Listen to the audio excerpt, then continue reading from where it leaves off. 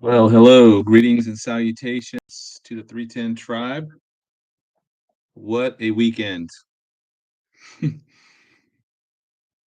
I really love John Holler's title that he had for his Sunday program. Um, Gosh, I don't have it up in front of me. Of course I don't.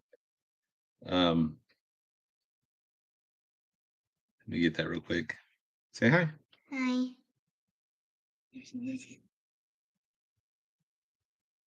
He called it the A Wild Year Happened This Week. I love that. Uh, I love that. So can everybody hear me? See me, obviously. I think you can see me. Gigi says hi. There's Gigi right there. Right. Well, I have a action-packed agenda today, so um, bear with me. Let me do some administrative stuff up front because I don't I feel like this is going to go long, and if it does, then I don't want to miss this at the end. Um, I know everybody's seen. I mean, if you haven't seen what happened Saturday, you've been you know off in Timbuktu or someplace, but obviously everybody knows about the attempted assassination on Trump. We'll be going over that today and kind of my thoughts on that. I did a podcast with JB Hickson yesterday. I put it up on Telegram, but if you're following JB on his website, notbyworks.org, or his other social media platforms, you can see it on there. And he and I, based off what we knew at the time, we're going through kind of the logistics of all of that. I have a recording with Kurt Reed tomorrow. I don't know if it's live or if it's recorded. So when I texted him earlier, I haven't heard back. So that'll be tomorrow. Friday, the 26th, I'll be on with Lauren at noon with Certainty for Uncertain Times. And again, I'm not sure if that's live or recorded, but I will be live with Lee Brainerd that night, the 26th, on I think 7 p.m. Central Standard Time on his channel, Soothkeep. Stand Up for the Truth. I'll be on with Mary Danielson there on August the 1st at 9 a.m. I'll be on with Pastor Gary McKibben on August 7th at 1 p.m. Central Standard Time. That should be live. And then uh, August 8th with David Fiorosa with Worldview Matters. And I think that time will be between noon and 3. So we'll put that detail out as we get closer. And most of you guys know that JB and I don't see eye to eye on everything, and we obviously make that case in the podcast. But I do appreciate his diligence and his thought processes and all that. And it's good to bounce these views against each other's to kind of iron sharpening iron sort of thing. Okay, so with that said, I am heading to the beach Friday with the family. I will be gone for about Friday to Thursday. So I won't have a program Friday, and I'm not sure if I will have anything Monday, unless it's from the beach. It depends on the Wi-Fi there and the weather and all that stuff. When we'll factor everything in. I'm not planning on doing anything Monday. And then I'll have my part 4 of the Outlaw Prophet series out Friday. It'll come out automatically. So go to the website to check it out. Coming to somewhat of a close on that, and then once I get that all kind of done, I will put all those together, and that'll just be deposited on the website, and you guys can read it for free. And then all my short stories will be for free on there as PDFs. And if you're on a desktop, it's easier to see the tabs at the top. I don't know. I think it's a little bit harder if you're on your mobile device. And anyways, well, look, I hate asking, and I'm not comfortable with asking, or it feels very awkward to me to do this. But if you can send any kind of support this week, Ella, our whole summer was kind of turned upside down, and Ella feels really bad. She feels like she's kind of ruined everybody's summer, and so we are threw together this beach trip to the coast at the last minute, and it costs a lot more when you do it at the last minute. So look, I know times are tough, and if you're not in any kind of position, I definitely do not wanna put you in any kind of strain, like, so you know me, I've never asked before publicly, so but if you can, we would appreciate it. If you can't, just continue to pray for us because, as you know, prayer is incredibly powerful. Um, obviously, I would covet your prayers all the time. But if you can, we'll make it work either way. But um, yeah, so we're trying to get her down. We don't, she doesn't want this summer to be only about her accident. She wants it to be like something good, positive that came out of it. As a family that we went and did something together, so, uh,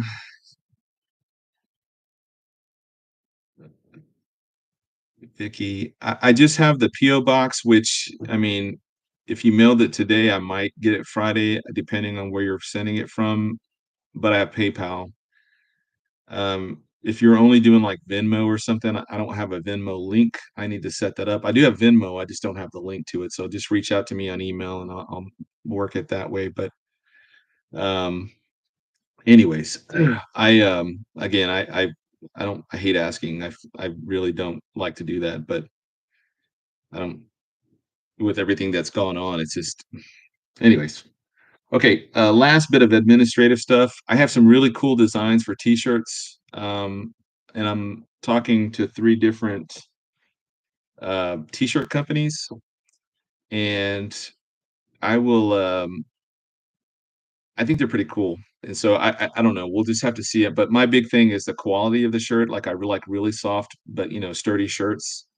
I don't like shirts that are itchy, and I'm kinda weird like that, but, um, so depending on which company that works out with the best, I will start posting those, shirt designs and stuff on there that you can order, that'll be completely through them. I don't get any of that money or anything like that, that would be completely through that company. But I do want to support other companies, Christian companies that are out there trying to do some good.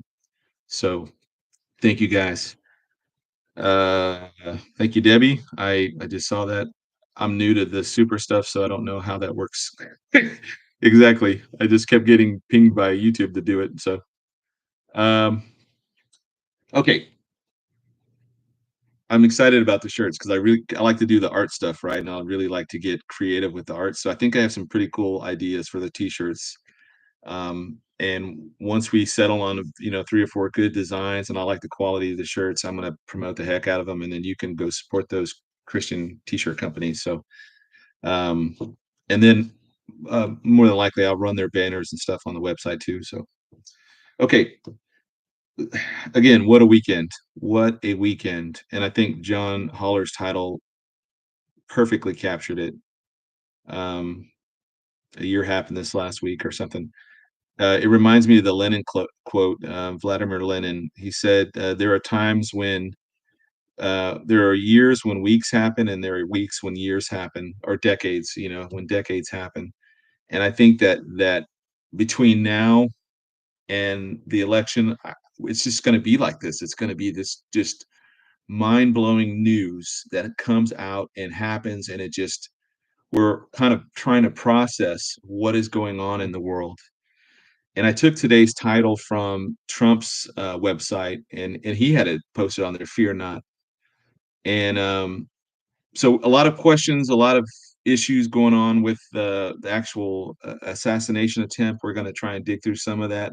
Obviously, I don't have all the answers. JB doesn't have the answers. John None of us have the answers until this all gets fleshed out, but there are some glaring questions and issues that have arisen because of the way things happen, right? Um, so I had 4 questions and 4 comments. Let me get these out of the way first. Question number one is, what was the obvious target location unsecure, or why was the obvious target location unsecure? If you go look at the diagrams of the layout of the stage and the buildings and all that kind of stuff, we were wrestling with this up until today, and JB sent me a link. Fox, I guess, had just confirmed that the building that the shooter was on was actually under the purview of the local police department to control, to secure. So for me, that that begs the question as why would Secret Service not double check that the day of, or why wasn't there police on there? Somebody just camped out on top, just a police representation up there to prevent him from coming up. Um, I put that link in the show notes as well. Second question is, how did the sniper know the location was unsecure? And this goes to a deeper question, and I put the um, to the campaign trail, right? The all of these campaign events that Donald J. Trump is doing. You can go to the website I posted in the show notes, and it'll show you like where he's going to be at on what date. Now, for me, some of them have locations, like in Dallas, it's the K. Bailey Hutchinson Center. Some of these other locations I'm not familiar with, so I don't know if they're just general areas or if they're a specific place. But how did the sniper know that it was going to be unsecure? How did he know there wasn't four cops sitting up there without actually, maybe he was in the audience, the crowd first, and then uh, he noticed that there wasn't anybody up there, and then he decided to go ahead and do it. Um, but then where did he hide the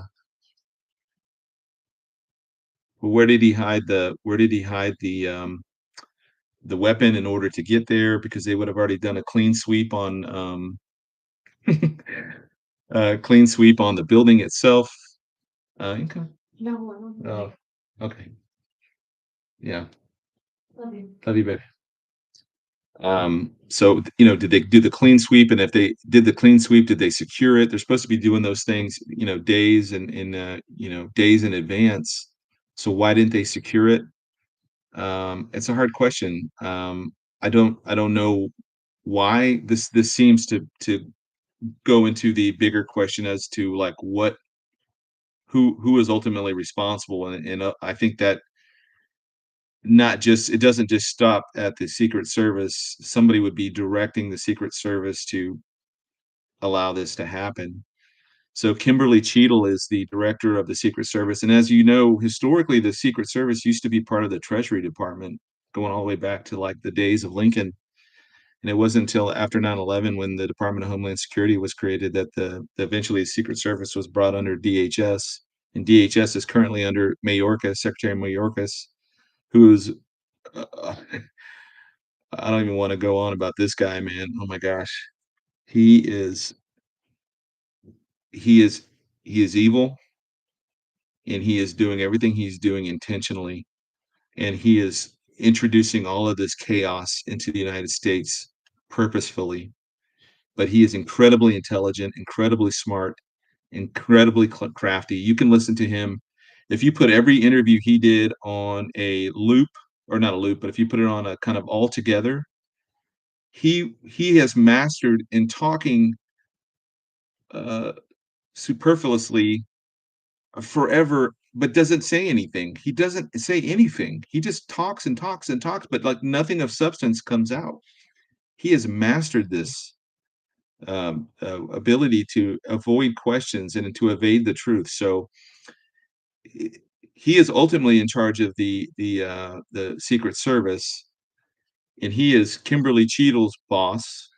And Kimberly Cheadle was a DEI hire and brought into under the Biden administration. I guess she was a former Secret Service agent under when the Obamas were in, and they were assigned to the Bidens, or she was assigned to the Bidens. So they brought her back in, and then her goal is to make 30% of the Secret Service, female. Which, look, I'm all about the meritocracy.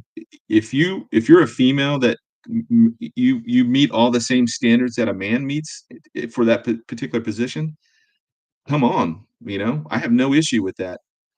But if you're bringing people on to meet a quota that can't even meet the criteria to be a part of that, then you're doing incredibly great damage to the system that we have in place that protects our VIPs, the presidents, and other dignitaries, etc.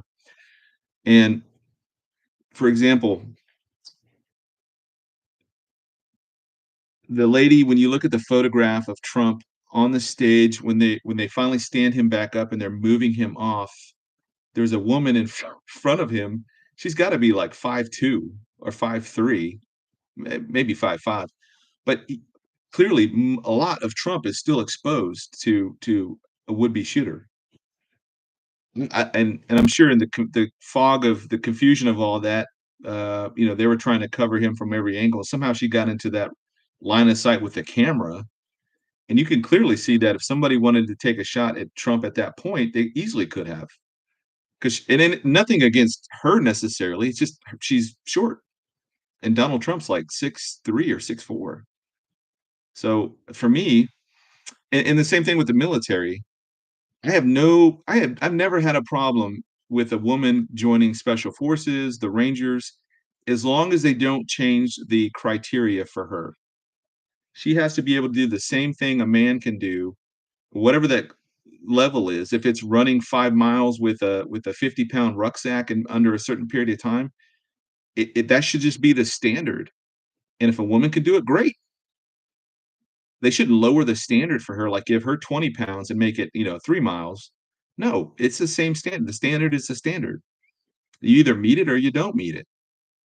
And and I'm a big fan of how some of these the Nordic countries, they have special forces teams of just women, and they're snipers, and they're amazing, and they are incredibly deadly. Um, and they understand the biological and physiological differences between men and males and females, and they took what works to the woman's strength and they amplified it, making them tougher, putting them through the rigors of whatever their training is for their sniper training, and then they create these elite sniper teams of women, and I think that's fantastic. I have no problems with any of that stuff. I just don't think they should change the standards. We're all talking about equity and equality and all this other stuff, and you want everything to be equal, then why are you changing the standards between males and females? Anyways, soapbox. I didn't mean to pontificate on that point, but it's always been kind of a beef with me. Um, Number 3, why did the police ignore the crowd when they spotted the sniper? That is a huge, like, what is going on? And I was reading in that Fox article that I pinned to the show notes. A police officer, security officer, went up to the roof, and I guess the Thomas Matthew Crooks guy pointed the weapon at him, and he came back down, and then a couple minutes later, he ended up firing some shots. So I don't get that. There's a lot of like, that doesn't smell right. That doesn't pass the smell test to me. Um, and number 4 is, why is the FBI handling the investigation? I know traditionally they would, but given the toxic nature of the FBI and the DOJ right now, and the fact that we had the 2017 Las Vegas shooting that's never been resolved. We have the Epstein files. We have the Mar-a-Lago raid. The 2 years of the RussiaGate. That was the world's most expensive nothing burger. At $32 million, nothing came out of that, and the FBI had their top folks all over that. I don't put a lot of faith in what's going to come out of this particular investigation, especially if it implies that there was folks on the inside of the Biden administration that were complicit in either aiding, helping, corroborating, logistically supporting, however, trying to get this guy set up to do this, coordinating with him. Somebody had to have coordinated with this guy. The if let's say that he took a shot from a place that was nobody would have thought to look. I would say this guy is most likely a lone gunman. But this was so obvious, and so, I mean, just in your face obvious, like, and the fact that so many people had spotted him prior to it and tried to get the police to do something, and nobody did until he took a shot. Um, that something doesn't smell right. So, those are my 4 questions that I think need to be answered by competent and a thorough investigation by an independent committee, party, whatever, set up by Congress to look into what exactly happened. Now I know Congress, they'll set up the oversight committee will set up some kind of, congressional investigation, and we'll bring in, like, Director Cheadle and these other folks, like, about this failure that happened. Because it's not once the shot was taken and the Secret Service began to do what they were doing, they did admirable, brave work.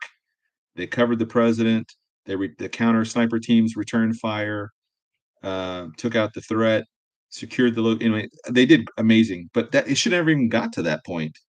The fact that it did leads you to one of two conclusions. Either it was utter incompetence or it was deliberate. There was intentional. There was somebody was setting this up from the inside.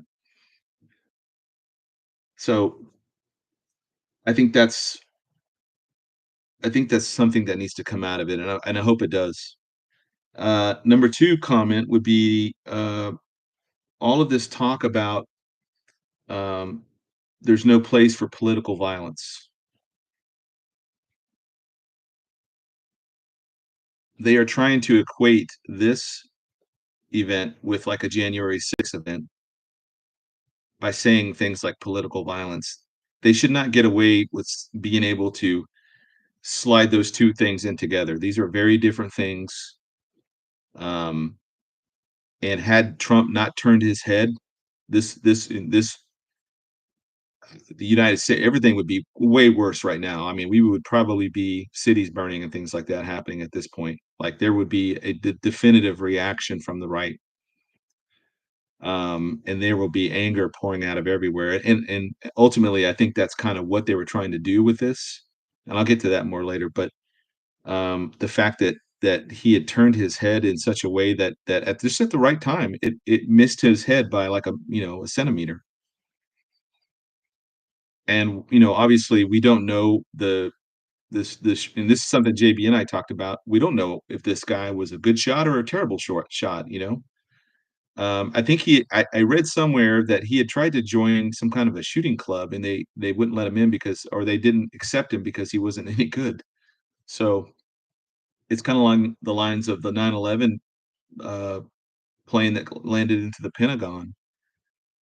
I don't want to get into all the rest of the 9/11 stuff. I mean, there are a ton of questions that come out of that, but when you look at the flight path of that particular plane that departed from, I want to say it was from Dulles, and departed and was heading west towards California, and then turned around over West Virginia and then flew back to DC. According to the official narrative, this guy would have been at like 10,000 feet and then done this kind of like spiral down, and then would have gone ground level with 50 feet off the ground or so, flown that plane over a parking lot with trees, parking lights, and all this other stuff, and hit it into the side of the building at just the perfect angle. And there was an interview from a American airline pilot that had flown that particular tail number, and this guy had like 30,000 hours. I mean, he is a seasoned pilot, senior captain with the airlines. He's like, I couldn't do that. You're telling me a guy with like 100 hours in a Cessna could do that? That's the same thing with this guy on the roof. Um, I happen to think he was a terrible shot, and he recognized the first when he missed the first shot. He then lost his sight picture through the scope, and then tried to just quickly kind of shoot off some rounds, hoping it would hit.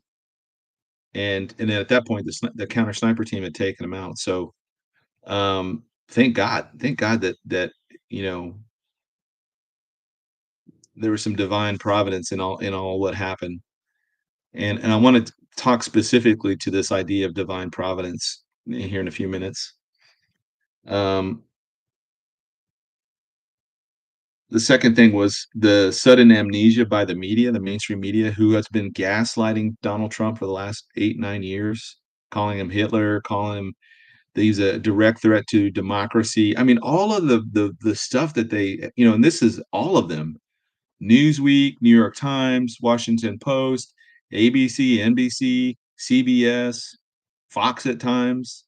I mean, you can go CNN, you can go through the litany of all of these. You can pull headlines for days and days and days, and tweets and magazine covers and newspaper front page articles.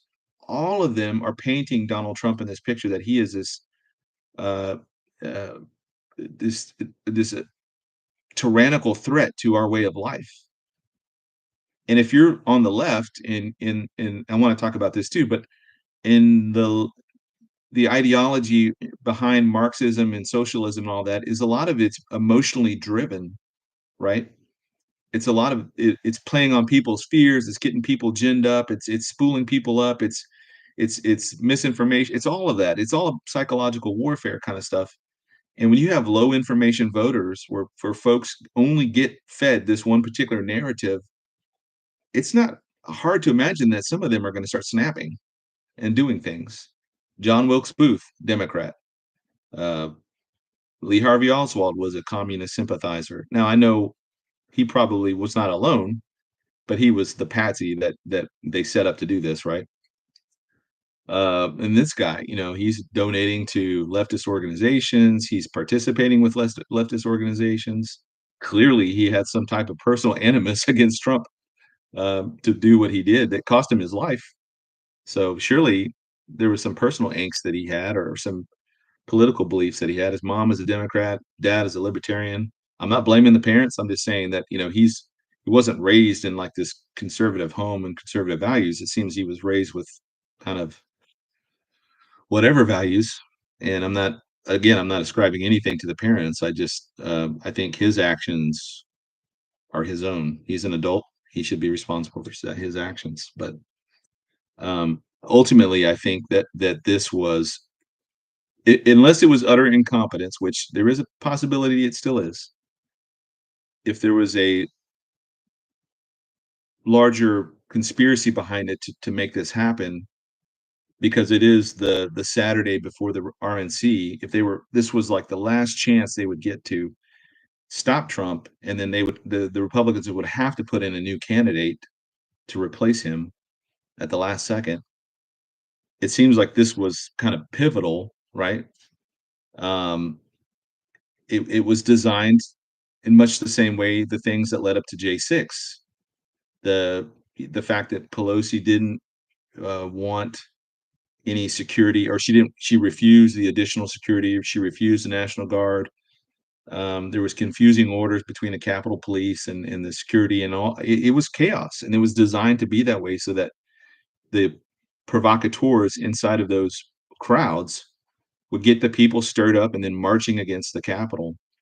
And by doing that, Pelosi was able to delegitimize Trump, delegitimize the Trump movement, the MAGA movement, and then no politician, you could even tell from that day, nobody wanted to be associated with any of that craziness.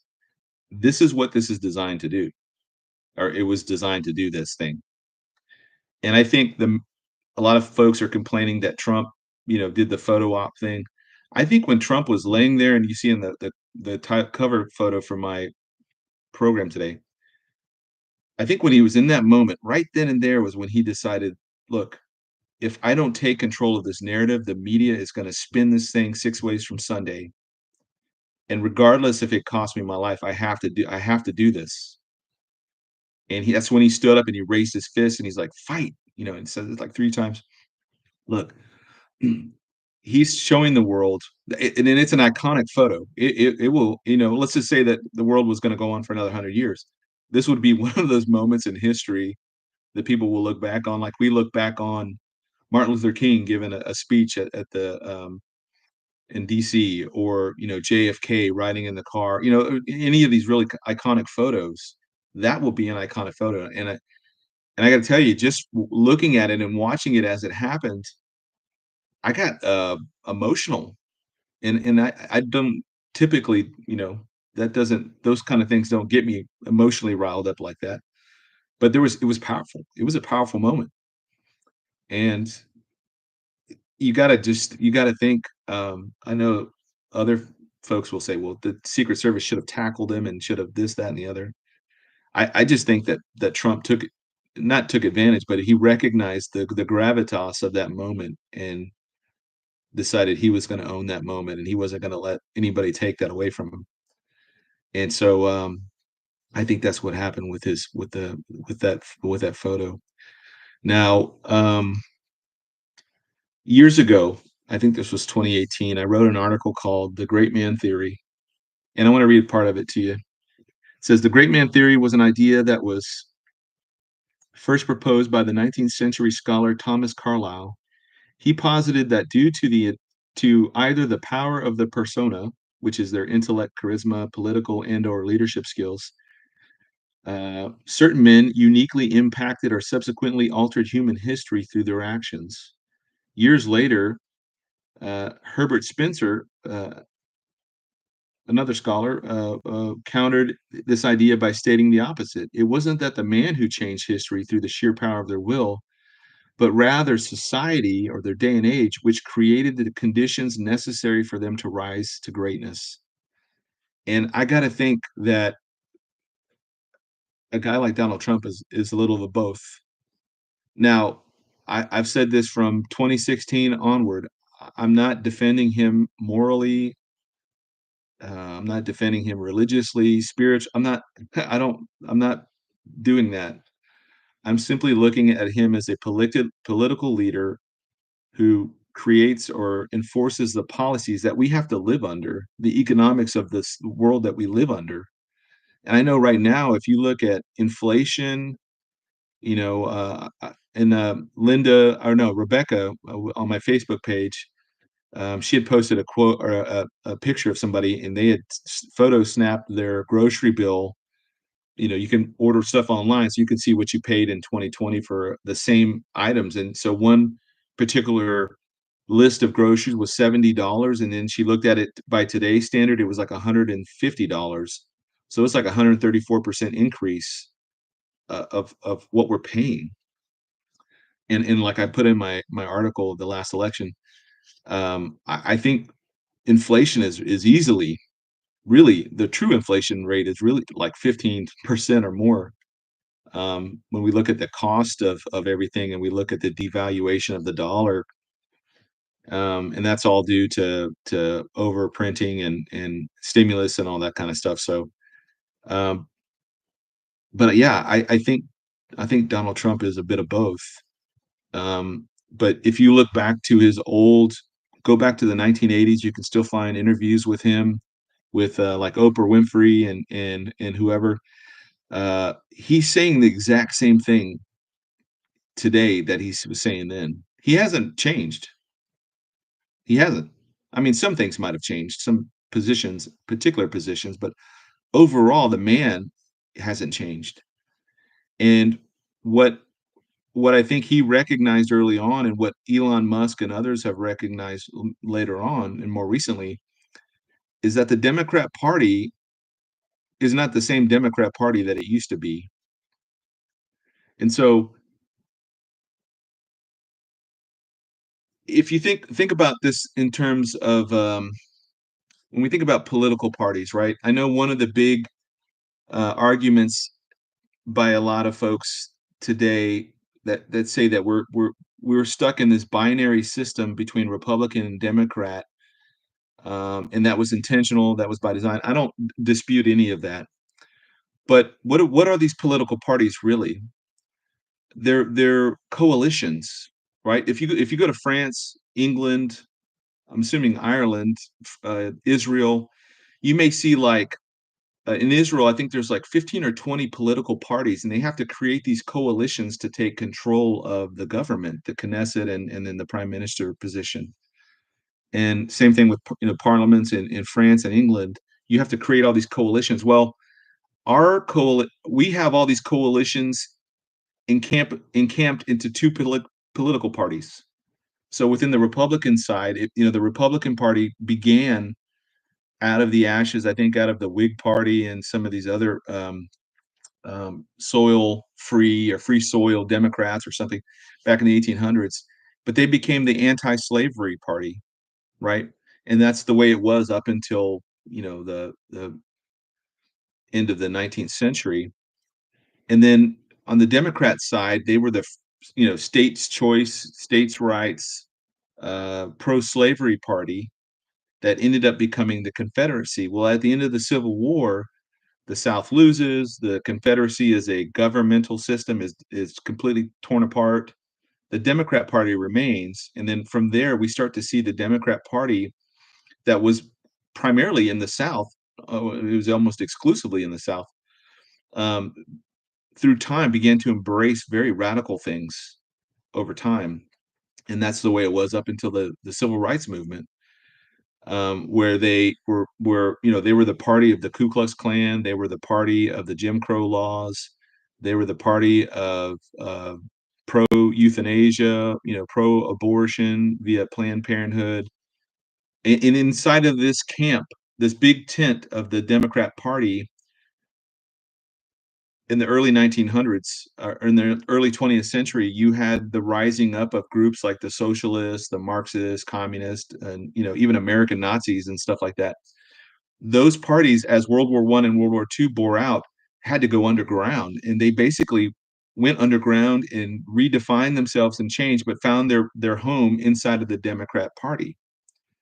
And we call them the progressive movement, progressive leftists. And so the Democrats like Musk and Trump and others who were lifelong Democrats in the 80s and the 90s and the early 2000s began to realize, like, this isn't even my party anymore. This has been taken over by these radicals, radical environmentalists, radical folks pushing cultural Marxism, intersectionality, all of that stuff. And they realize that how anti-America these folks are, and they are just they don't want to be associated with that anymore. Tulsi Gabbard is the most recent one that departed in 2020. She just like, I don't want to be a part of that. Um, and this is in part why Amber Rose, who a lot of folks she's not a very good person, but she's been invited by the Republican National Convention, the RNC, the committee or the convention. I don't know who invited her, but she's speaking this week at the RNC in Milwaukee, and she is a disaffected Democrat, and I don't think they're taking her because of her pro-abortion, atheism, pro-Satanism, any of that stuff. I think they're simply trying to capture younger voters of color, right? Uh, to see, hey, all the cool people, all the gangsters, all the rappers are now moving back to the Republican side. Uh, and there probably wasn't a whole lot of background dug on her. So I don't know if she's actually going to speak this week, but that's an example of a disaffected Democrat leaving because the party has gone too radical in one direction. But you have these two parties, and inside of these parties, you have all these uh, little groups that make up the party itself, right? So we don't have all the 20 different parties, but we have all of those different interest groups encapsulated in two camps. So you're either under one camp or you're under another camp. And if you don't vote at all, you're basically giving your vote to the predominant camp, the one that will take control. And I shared last time what I thought. If you don't feel comfortable voting for Trump, I totally get that and I respect that. And you're right as an American to do that. I also gave some constructive things you could do. You could pray for your leaders for both parties, all the political leaders, support candidates financially, or just sending them notes of encouragement to folks that you do support and you are aligned with morally speaking. Like if there's a candidate, if there's a congressman or a senator from a particular state that's not your state, just send them a note, say, hey, I appreciate what you do and what you stand for, because I mean it feeds the soul, man. When you get good feedback like that, especially when the media and Hollywood celebrities and everybody's dumping on you, when an average normal American says, hey, you're doing the right thing, we're praying for you, keep fighting on. That is powerful. That is incredibly powerful. Um,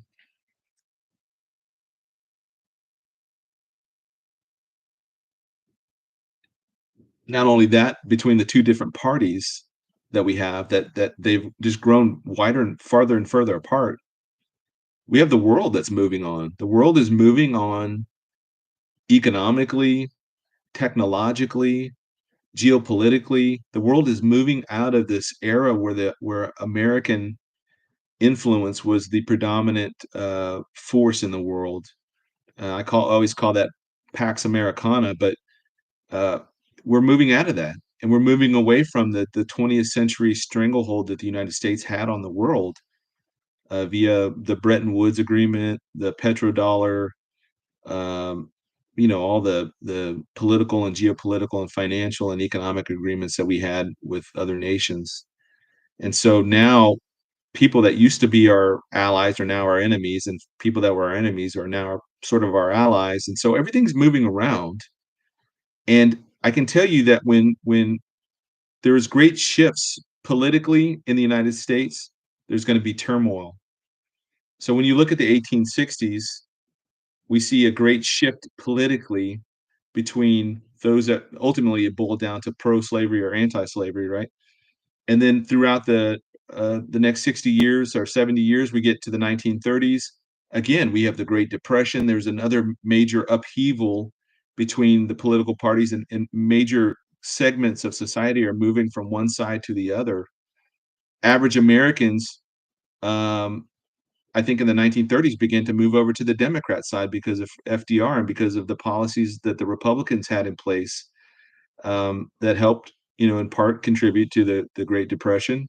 I'm not an expert on the Great Depression, so don't hold me to that. I'm speaking kind of broadly here, but FDR basically was the handout. He was Santa Claus. He was giving out all the handouts and stuff and creating uh, interstate works, intrastate works inside of the United States that gave people jobs, that put money back in people's pockets for building the Hoover Dam and all these other things.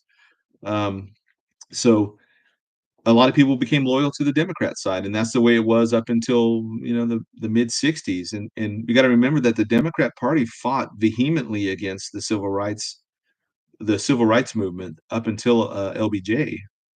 LBJ fought against it in the 1950s. The Republican Party was still the Republican Party with the blacks, with other minorities that were championing the civil rights stuff up through the 1950s. And then after Kennedy died, there was this kind of reversal on that. And it wasn't a reversal because the Democrats suddenly became not racist. And I'm not talking about all Democrats, I'm talking about the political elite. But they saw this as an opportunity to bring these people in as a loyal voting bloc for the next generation by enslaving them in the system that puts them in this cycle of poverty, broken homes, violence, political promises, poverty, broken homes, violence, and it's this thing that we've seen over and over. And you can speak to any black person that's voting for Trump that I've listened to, and there's been hundreds online, thousands perhaps that get interviewed, and obviously many great more. This movement is moving away from the Democrats. It's the same thing that they say. Look, the Democrats come around every 4 years, they promise everything, and then everything stays the same or it gets worse. And here's Donald J. Trump, who on a personal level would go pay off somebody's mortgage, a black family's mortgage. He just, and, somebody that he knew or interacted with or came across. And up until the minute that he decided to run as a Republican, I mean, he was beloved by African Americans everywhere. I mean, he was friends with Don King, he was friends with Mike Tyson, he was friends with all these famous black celebrities and Oprah Winfrey. I mean, nobody had a problem with him until he decided to run as a Republican. And he is incredibly dangerous to the Democrats because he was a Democrat for a very long time. He knows how they operate. He knows the circles they swim in. He knows how that side operates, and he is a particularly. That's why they've come against him so hard.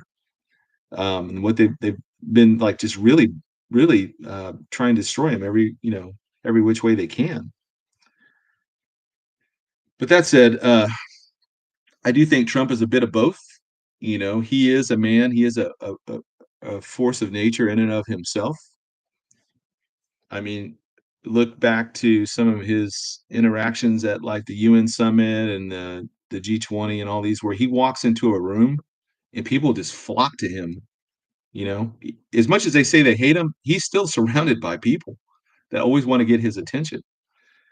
Uh, and I one of those and I don't know if it was the G7, the G20, one of those kinda meetings. I think it was the G20, but, um, you saw Trump, and he's just swamped with people. Always people always wanna talk other leaders of the world are wanting to talk to him.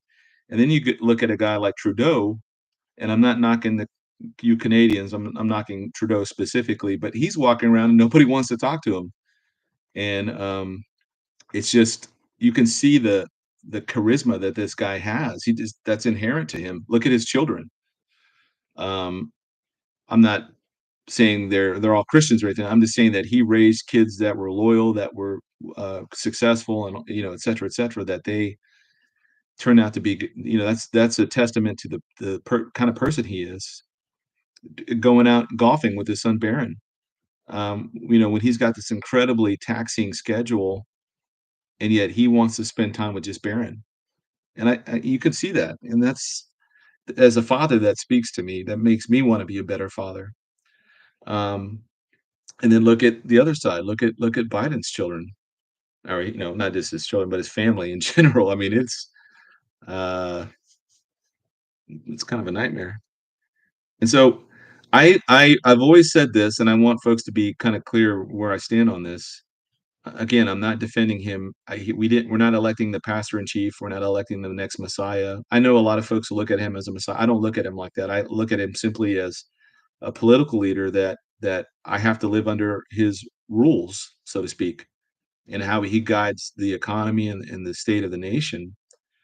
And I don't agree with every one of his policies because remember, the Republican side is this big camp with all of these different groups inside of it. We're trying to prevent having 20 different political parties and having to hobble together these coalitions, which is what every other nation does. We just have these two systems, these two parties.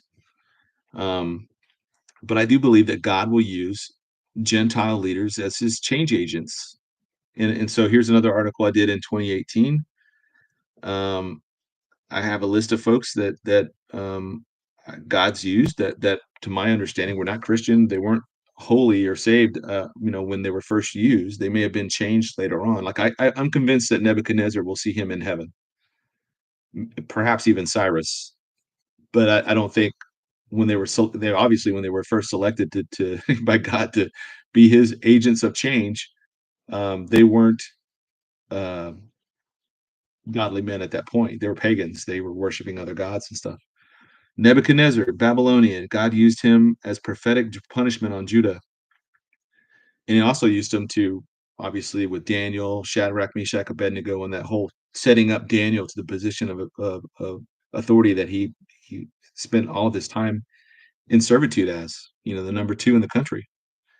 The Medo-Persian king Cyrus, God used him to free the enslaved Jews in Babylon at the right time, 70 years. That's in Second Chronicles, or Jeremiah 21:7 is for King Nebuchadnezzar. Cyrus was Second Chronicles 36:22 through 23. The Persian king Artaxerxes, you can find his, or we see him in part in Nehemiah, the book of Nehemiah. And God used him to allow Jerusalem to be rebuilt there. And we see that in Daniel 9:25, I think. The Seleucid king Antiochus IV Epiphanes. He was created or allowed to rule as an example of what the abomination of desolation will look like in the future. He's going to be the prototype of what the Antichrist would be. That's in Daniel 9:27, Daniel 11:29 through 35, Matthew 24 through 15 or 24:15. We have the Roman prefect Pontius Pilate.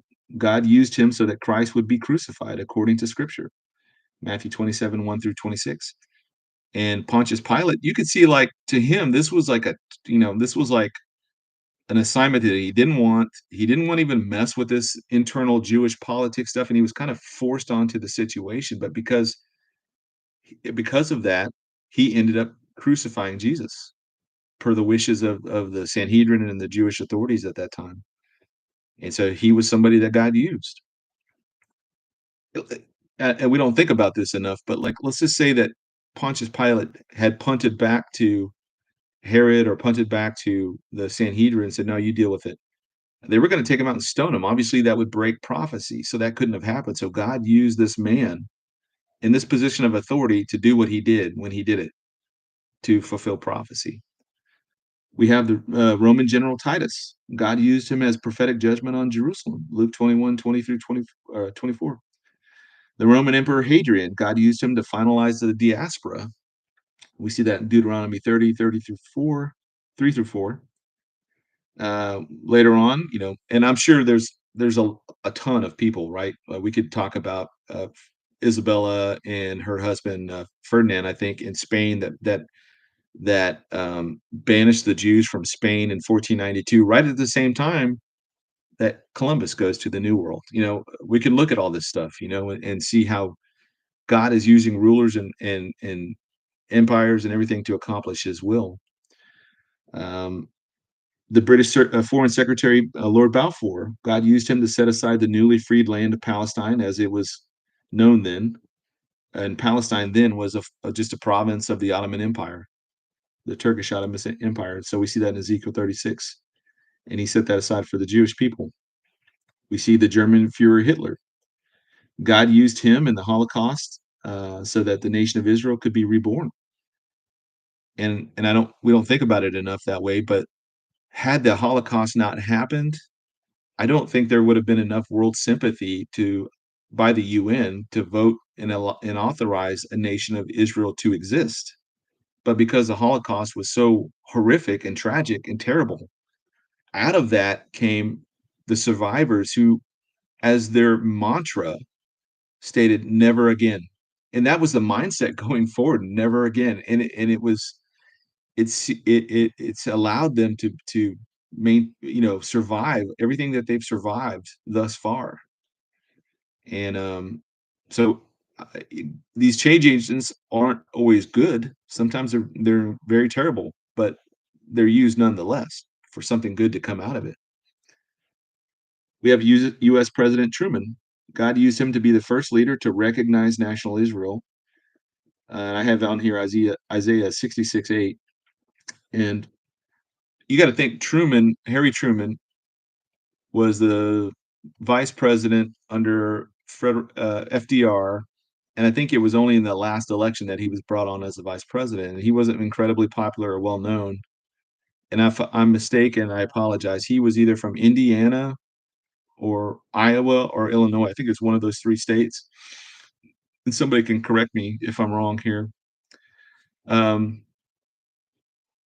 how is the audio, by the way? I haven't been reading the chat, so I don't know if my audio is still good, if it's still coming. My Wi-Fi signal is pretty decent right now, so let me know if the audio is still good. Thank you, Sarah. But all of Truman's cabinet, after FDR died, FDR would never have recognized Israel. He was beholden at that point in his time as president to the Arab League, and the Arabs were very much opposed to Israel becoming a nation again. But then FDR dies suddenly in office, and so Truman takes over. And Truman had been raised by a mother that taught him the importance prophetically of the nation of Israel. And he understood the gravitas of that moment. And he bucked all of the advice from the General Marshall, all of his inner cabinet, all of those guys, and recognized Israel as a nation. The most powerful nation on the planet recognizes the newest born there. And in a day they're born, right? God used President Nixon. He used him to aid Israel during the Yom Kippur War.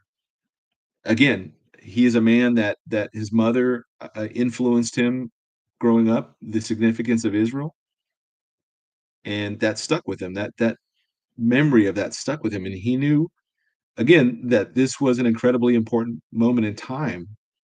So for all of Nixon's faults, he did this good thing that allowed for Israel to remain as a nation. Just Vicky says, God moves on the hearts of men. That has not changed. Amen. Yes. Um, I just saw. I'm looking at this. How could Trump bring down our grocery bill? Well, he could lower the interest rates. He could open up energy back up in the United States. So everything you buy is either shipped here or driven by 18 wheeler or a truck or a train or whatever.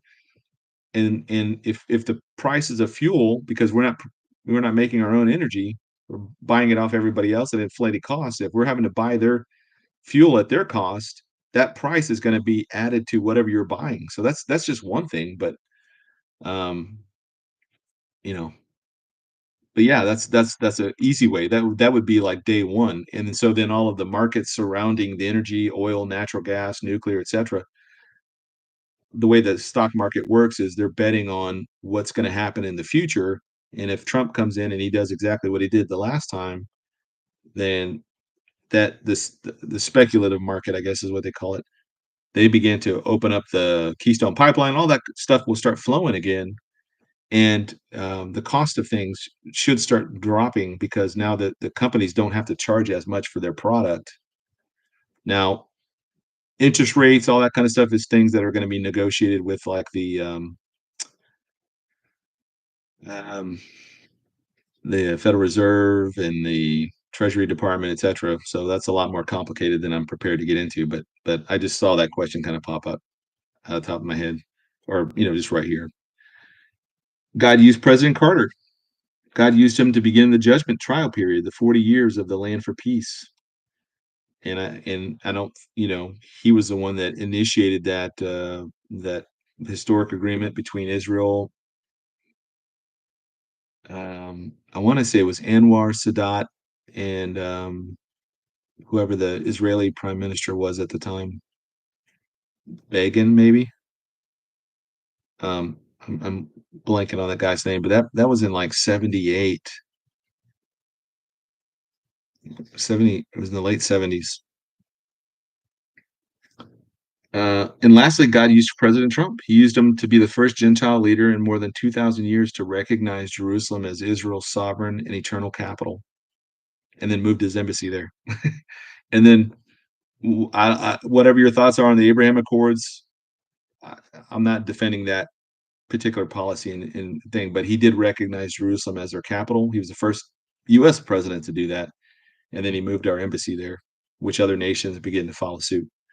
So, um, here's where I think it's interesting with what I did with the last election and what's coming up. Um, I don't like writing and talking about presidents being killed or anything in office like that because I don't want to draw that kind of attention to myself. So I did not include that in my logic tree, but obviously that's been something on the forefront of my mind for a very long time and something that I've talked about both privately and publicly in certain venues. I think I talked a little bit about it on Rumble Friday.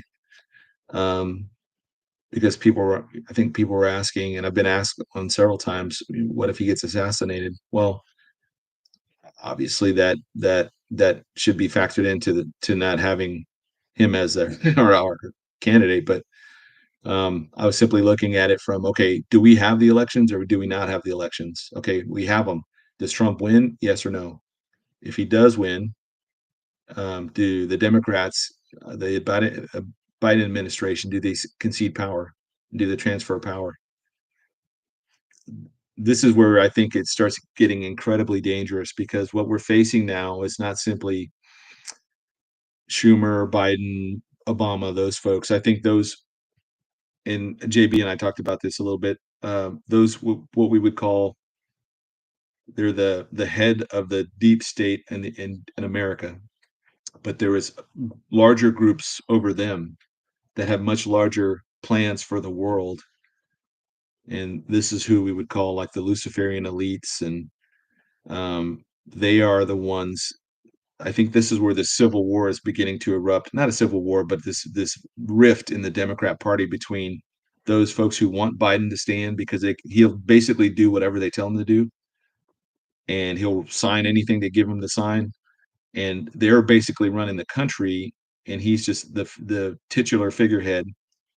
and so his cabinet folks are the ones that are in his immediate orbit are the ones kind of controlling the day-to-day stuff in the United States. Perhaps Jill Biden is also running things with them.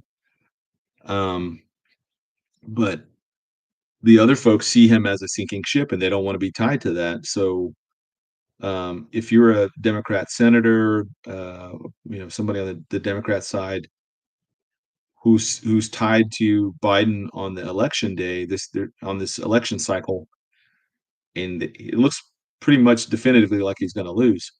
Um, they don't want to be associated with that. That's why they're calling him to step down and have a new candidate. But I talked about this last time. There's a lot of problems associated with getting a new candidate in at the last minute, even after the Democratic primaries.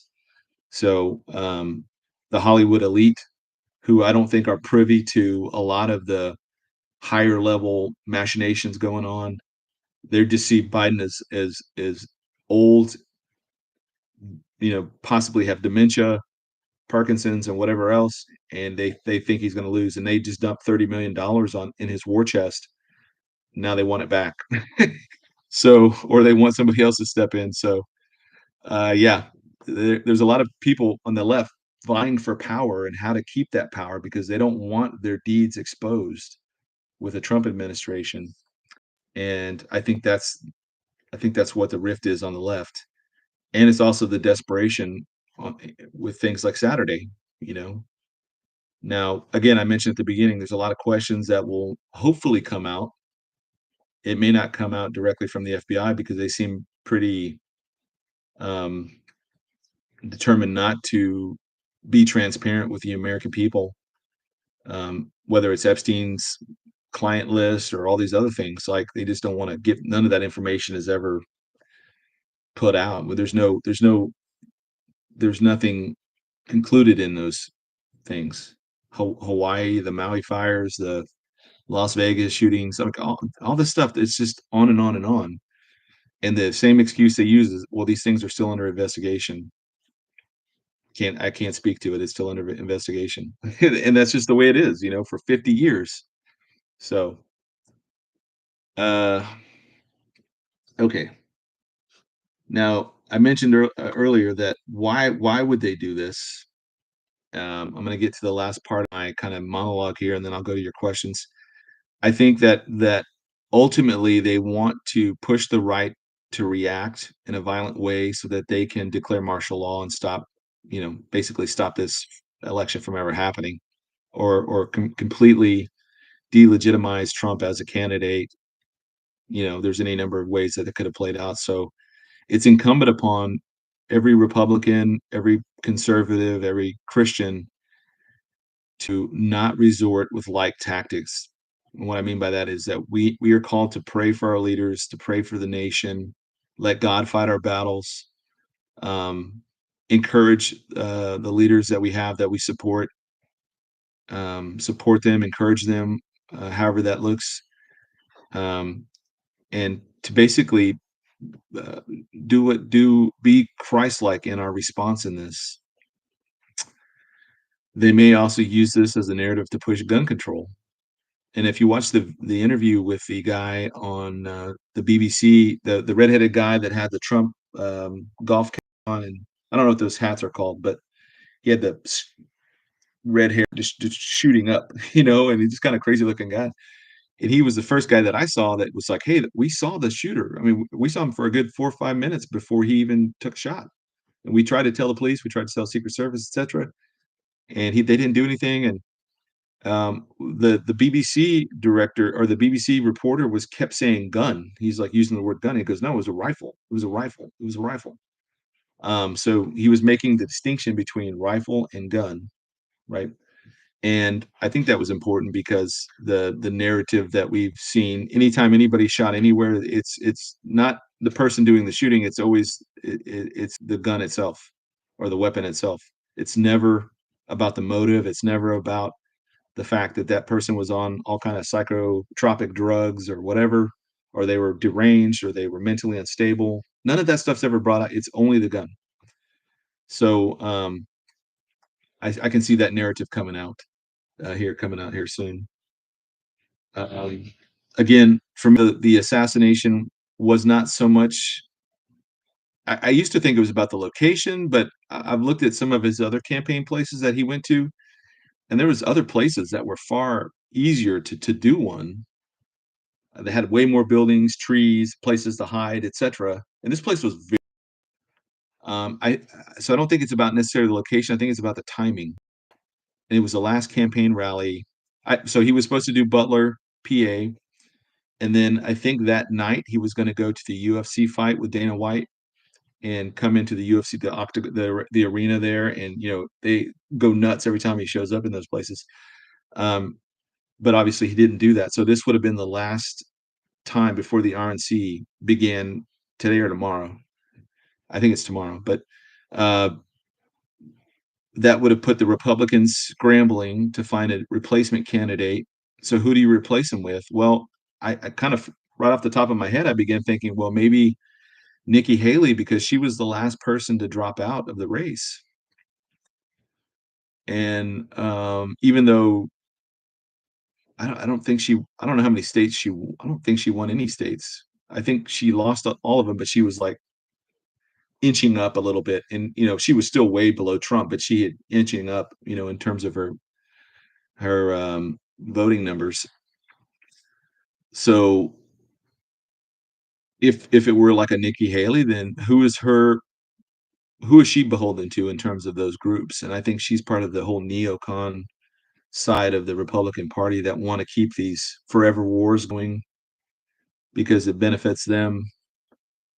Um, Boeing, Lockheed Martin, all those kind of groups. I think she's kind of in that camp. So maybe somebody on that side. I don't know, but Nikki Haley or DeSantis were the most serious challengers I think she had, or that Trump had. I could see one of them if something happened to Trump, something like that happening to them wanting to put one of those two candidates up. Now, here's the part I really don't want to talk about, but I think it's necessary that we talk about. This is where we talk about where do things go from here. And I'm kind of two minds at this point, and it really depends on the long-term view of like these folks that are making these decisions. On one hand, the Democrats may get to the point where if Biden refuses to drop out, because he's basically saying, I'm only going to drop out if X, Y, and Z happens, and he's wanting all these assurances, and he's wanting, I'm sure, uh, everything that can be done to set up his family in the future is probably what's more important to him. And that's probably Joe Biden and Hunter Biden driving those kind of conversations. But uh, there's if they're looking long term and they're thinking, okay, well, we're done on this election. There's nothing we can really do. We're gonna have to just take the loss on this. Then we'll regroup and we'll set everything back up for 2028, and they'll start building their dark horse candidate, like another Barack Obama type person, and grooming him and or her and doing that path. There is that possibility. I think that's slim to none at this point. But it's still a 1% chance that could be the way they see things. And the other side is the much darker path. And I have to agree with guys like Alex Jones on this. Let me clarify. There's three things that happen, right? So the Democrats concede to this loss, and then they just kind of regroup and try and aim for 2028 or the midterms 2026, and then the 2028. The second one is they resort to darker plans, and by that I mean they do some kind of terrorist attack on the RNC this week. They are going to still continue to try and take Trump out, poisoning, bombings, whatever. Like that's not outside of their purview. Um, and I think Trump is well aware of all this at this point. Um, I think that the left or the deep state, probably more the deep state than just the left, the deep state will use the left to attack black churches, um, black businesses, black communities, to incite a race riot, much akin to what we saw in the summer of 2020. And you saw how quickly the United States became turned upside down by by those cops in Minneapolis, I think. I'm not sure whether I was up one of those northern states, but um, I could see them wanting to use a race riot again, start a race riot. The only thing that makes me think that that may not be as successful as they, because I think enough people are talking about it now. We're vocalizing like, hey, they're going to try and firebomb a black church, kill a bunch of people, and they're going to blame it on a Trump supporter. Just just so you know, that's what they're planning on doing, and people are saying that out loud now. And hopefully that is enough to say no. If it does happen, the black community is not going to become unhinged and immediately launch attacks into Trump supporters or whatever. But they will step back and look at it like, we're getting played here. This isn't what it looks like. And so I think enough um, Black Americans have come to that realization that they're just being used at that point to um, they're gonna be used by the deep state of Democrat. I think they've gotten wise to that now. Um, we'll probably see some false flags, one or more. And just in my logic tree, it could happen at any of those stages. It could happen either to stop the election from happening. It could be at the point um, to uh, stop Trump from winning, or from actually taking power in inauguration day, January. So any one of those things, I think we could see false flags events pop up that again incite race riots, incite all sorts of instability. We know right now that the deep state has us basically on a glide path to World War III with Russia. I mean, they're continually provoking Russia via Ukraine into some type of open hot war between NATO and Russia. Now, the only saving thing in this is that saving grace in this is that the Europeans don't want a hot war because they're right there. I mean, obviously, um, they're going to get the brunt of it first, so they don't want that. So there may be the deep state on their side talking back the deep state on our side, talking them down, hopefully. And we know from the past, I should have linked it. I'll go back and link it to the show notes. But Operation Gladio, I mean, the U.S. is notorious for doing these things, and I'll let you just research that in and of yourself. But the U.S. intelligence agencies have been involved in working with the mafia, working with criminal organizations to destabilize places, to cause false flag events, all sorts of nasty stuff. So um, I think that's certainly a possibility as well, as well as all the scenarios I laid out in my logic tree. So I think that it is going to be incredibly dangerous between now and then, between now and the time Trump actually takes over.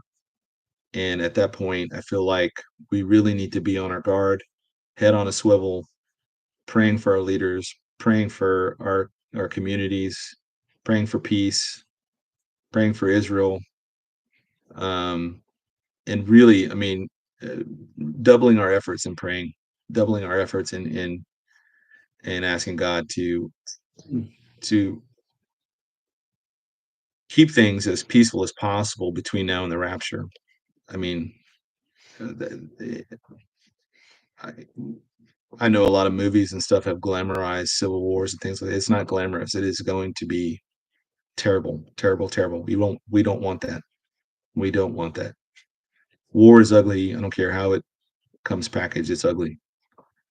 And so that's the end of my monologue. I think for today, I feel like there's some dark times ahead, but We are thankful. I am thankful that Trump turned his head. I do think that is a bit of God's hand in that. Again, I'm not saying that God is blessing Trump because he is a righteous man. I'm saying God is using Trump at the moment for particular reasons. And for whatever reason, Trump turned his head. I mean, literally, there's a diagram out there that shows Trump on the stage on the left, and his head, where his head was in the moment, and then the diagram of his head looked from the top down, and like where the bullet would have hit him had he not turned his head. And we were literally like a centimeter away from this United States being on fire right now. So thank God, thank God, thank God. And in the meantime, if things remain calm and peaceful, I think that is more time for us to share the gospel, to get out there, for things like YouTube to be available to talk about our Savior and Lord and Savior Jesus Christ, and the salvation that we have through Him. I Folks, if we were in martial law, I mean, a lot of this stuff would already be shut down. But there still could be cyber attacks ahead. There could be energy outages. There could be any number of things that could happen between now and the election. So um, stay frosty, as they say in the military. Now, I just want to again, I don't want. I'm going to get all kinds of feedback on this. Look, you don't have to like Trump. You don't have to approve of him morally. Um, just think about the system that you live under. Which system do you prefer to live under? Would you prefer to live under a system like North Korea or the United States? Would you prefer to live under a system like certain parts of Australia, Melbourne, or not Melbourne? Yeah, Melbourne, where you were literally locked down in your house for months on end. It could not leave, and if you left without a mask or being shot up, jabbed a bunch of times, you're going to get arrested, or getting arrested for what you post on social media. Places like Canada, even in the UK, I know it's become much more draconian. And the UK has dark times ahead with their new prime minister, who's I think he's an open socialist. Um, so, gosh, even states within the United States, certain governors took the power grab way too far. So I just feel like there is hey Chooch, I see you there, brother. Yeah, I mean, they're already drumming up the next medical pandemic. They're already bringing that up. They're already trying to get that going. So there's a lot of possibilities that could happen between now and then. And if we're here and the election happens and Trump wins and he takes over, that is only by the grace of God that happens. And we need to give him all the praise and glory, because we have that much more time to share the gospel with our friends, our family, co-workers, etc. And I think this happening this weekend, I think it is even opened the eyes of a lot of Democrats that that it's shocking. It's a shocking event. But folks, don't buy into all the conspiracy theories on that Trump planned this, or this was, no. Even if it was planned, even if Trump had hired that shooter directly and said, "Okay, I want you to take a shot at me, but I want you to miss." I'm telling you, he missed by an inch, and this guy was not that good. He didn't even make it in the shooting club he was in. He wasn't that good of a shot.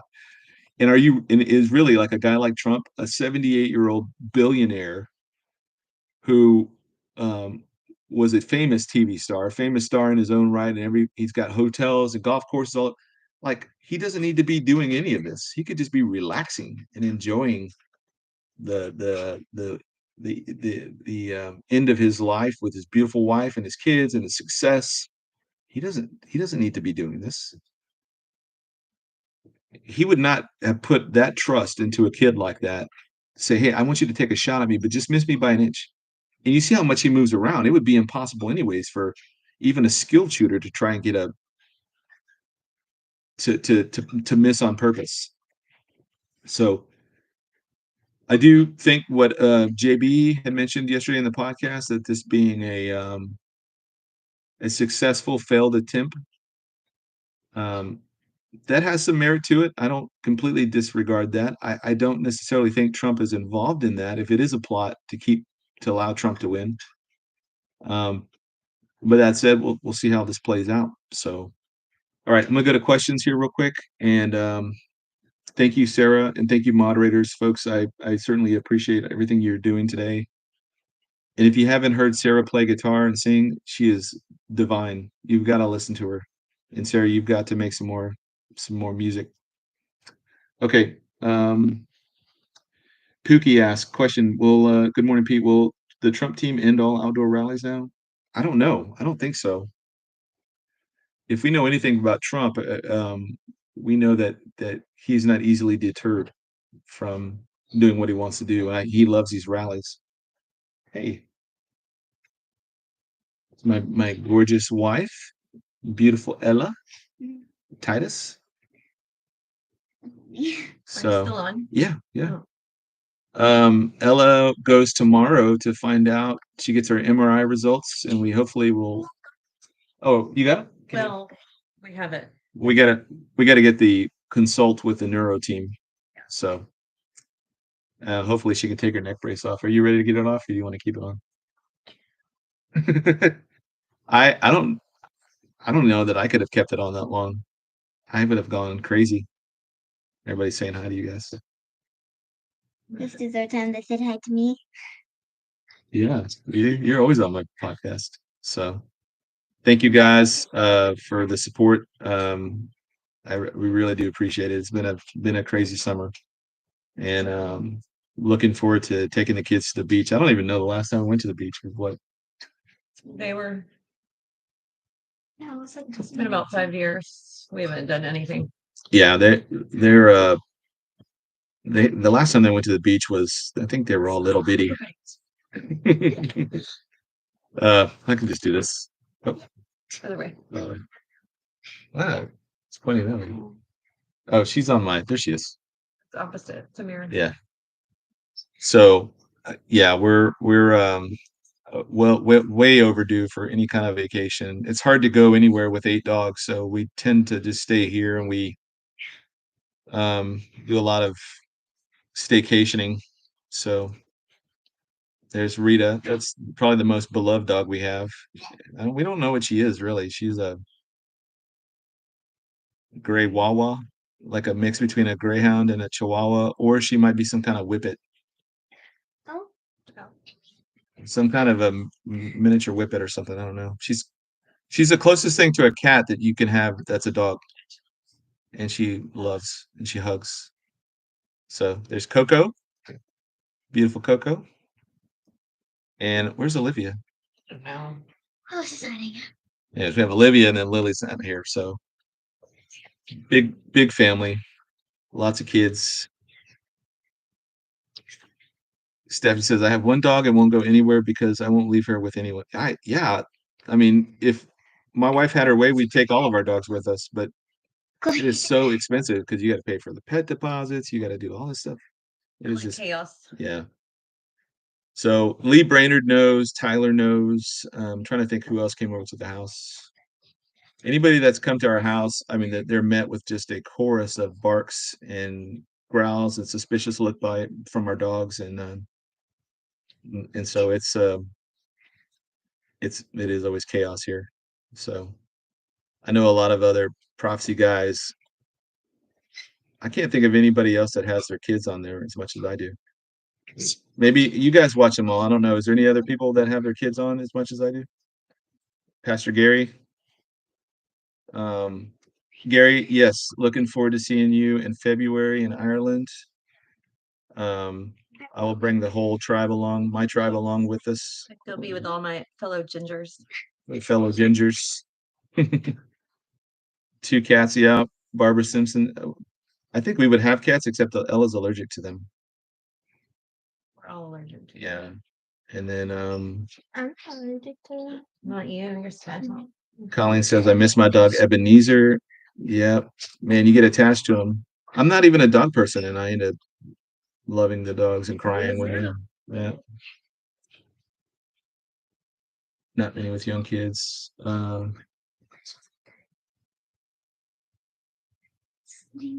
Your wife has a beautiful smile. Oh, Hey, Coco. Get his thoughts backwards. no. And me and Coco get to read every night. And Coco is like a dancer. She does like ballet and other kinds of dance, but she can also do like her crazy talent is handstands. You don't have to do a handstand right now. I'm just saying, like, she can do like crazy handstands, like push-ups and handstands. Well, let's try it. Ella is going to be oh, Oh, that's so sad. Squiggy just passed. Sorry to hear that. Yeah, but I am 100% convinced, not even 100, 1,000% convinced that we will see our pets again in the kingdom age. And I know there's going to be animals in heaven, and so not in heaven, but on the kingdom age here on the earth. That if those animals will be here, I don't think it's a stretch that God can bring our loved ones back, our four-legged and I don't call them fur babies, but our family, four-legged family members. They're my fur babies. Yeah, we'll get to see our pets again. So Someone sitting your dog. oh, Janita says so. Yeah, we have Rochelle's mother is going to house sit our dogs and father. So we do. Nope, you can't. Nobody wants. It's a hard ask to get people to come watch your dogs, especially when you have 8. So they got to really love you. They've got to really love you as a family or people to come watch your dogs for a week. Uh, hey, John, I see you there. Yeah, he will restore all things. That's right. The Bible says that. Lots of love, for sure. There's a lot of love in this house. Oh, never a dull moment. So we've had a long. It's a what is it? It's an 8. 8? Yeah, 8 dogs. 8. Yeah, 8 dogs, Keegan. 8 and a fish. That won't. But He doesn't do anything. He's one of those sucker fish that he doesn't move, doesn't do anything. So, and we probably would have more dogs if I let my wife have her way. But foster fails. yeah, so they're foster fail dogs, and we have a couple that were gifted to us. Where's Mickey? You've seen Mickey before. There's Mickey, Wait, and we have Cooper. I think this is Cooper. So the Cooper here, when we got him, somebody had him and we got him and he was so emaciated, like you could see every one of his bones. His ribs were sticking out so bad and his shoulders were sticking out so bad that when he walked, it's like when you put socks on a cat or whatever and how they walk all funny. That's how he walked. And he had fleas and he was just in really bad shape. There's Jake. We're house sitting Jake. Whoop, other side. There's Jake. He's not ours. That's our in-laws. Our trade-off. Our trade-off to watch him, so they watch our 8. That's Jake, and his sister is Tracy. She's a stray that we found. She showed up on our door. What year was that? Yeah, so she's 13 or 14.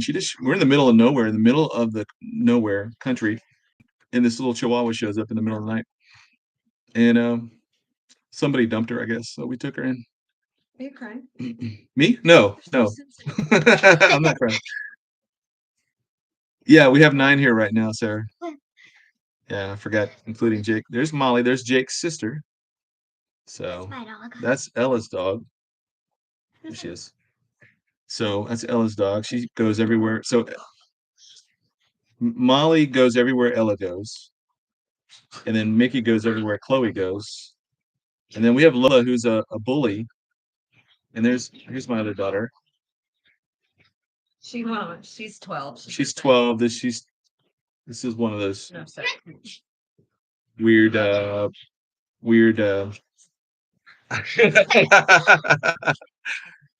But if you went to the Oklahoma conference, you got to meet Olivia. So you got to meet Olivia and Titus that year.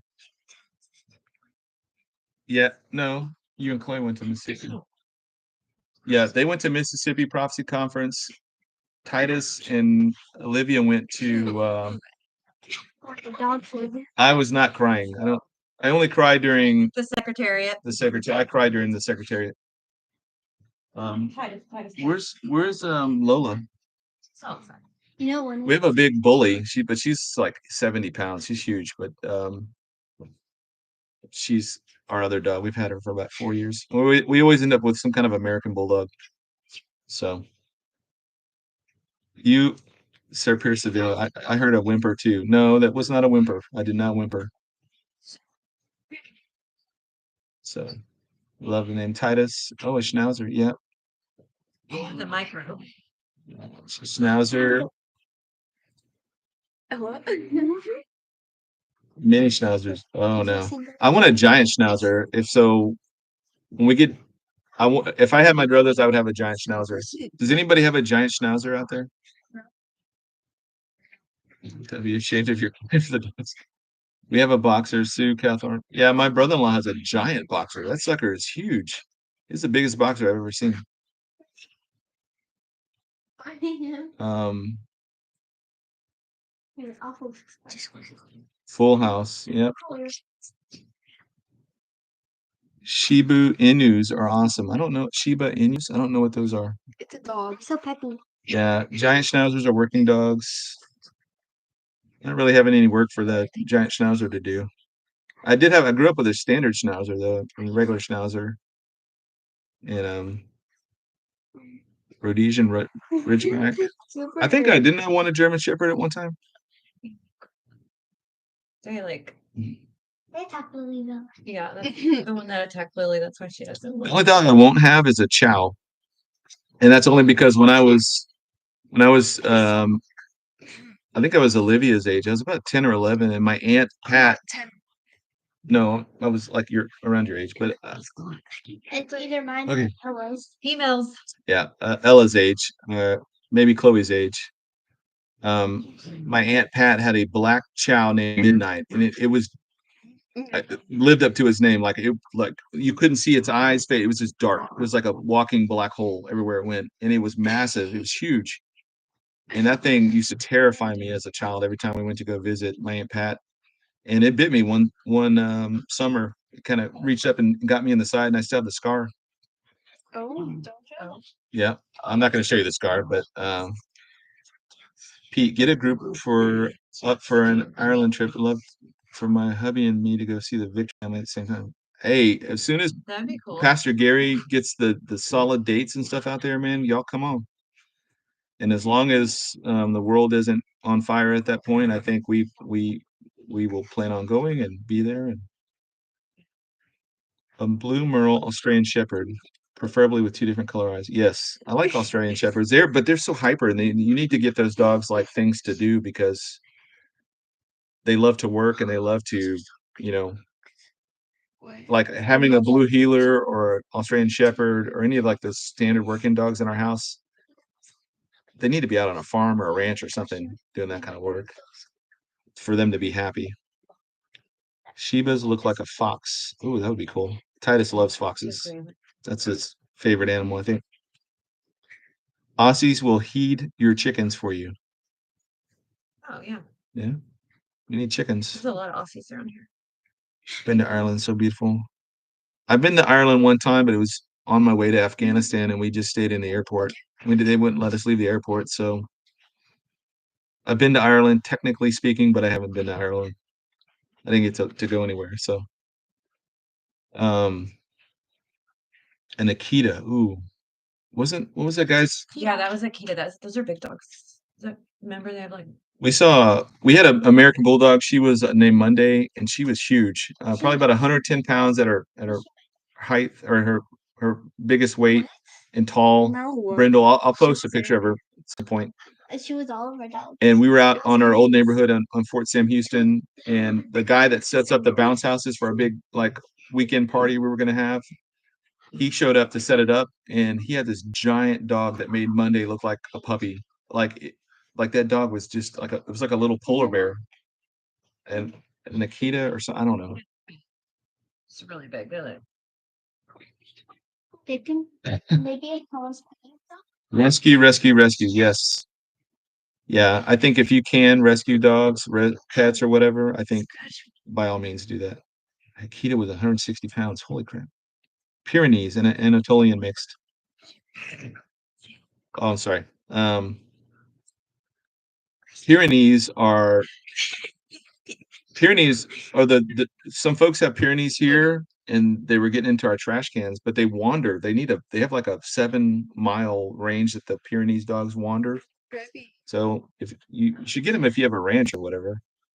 But what are y'all laughing at? She hit her. Oh, wait, this one. Olivia, don't be shy. You did. Okay. See, We'll let you get back Aw. to it. 12 years old. So, yep, this is my family. This is the craziness every day. And you wonder how I get anything written. Because you're always in here. So he hides in here. I hide in here a lot. it's in the bathroom. In the bathroom. I hide in the kitchen. I hide in my car. Okay. All right. I got to answer a bunch of questions. So Hey, let's go. Bye. you want us to go? Is that what you're saying? Yeah. Mm, Love you. Bye. All right. Who's this? Oh, that's you.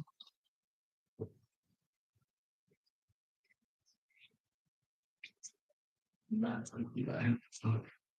Still there.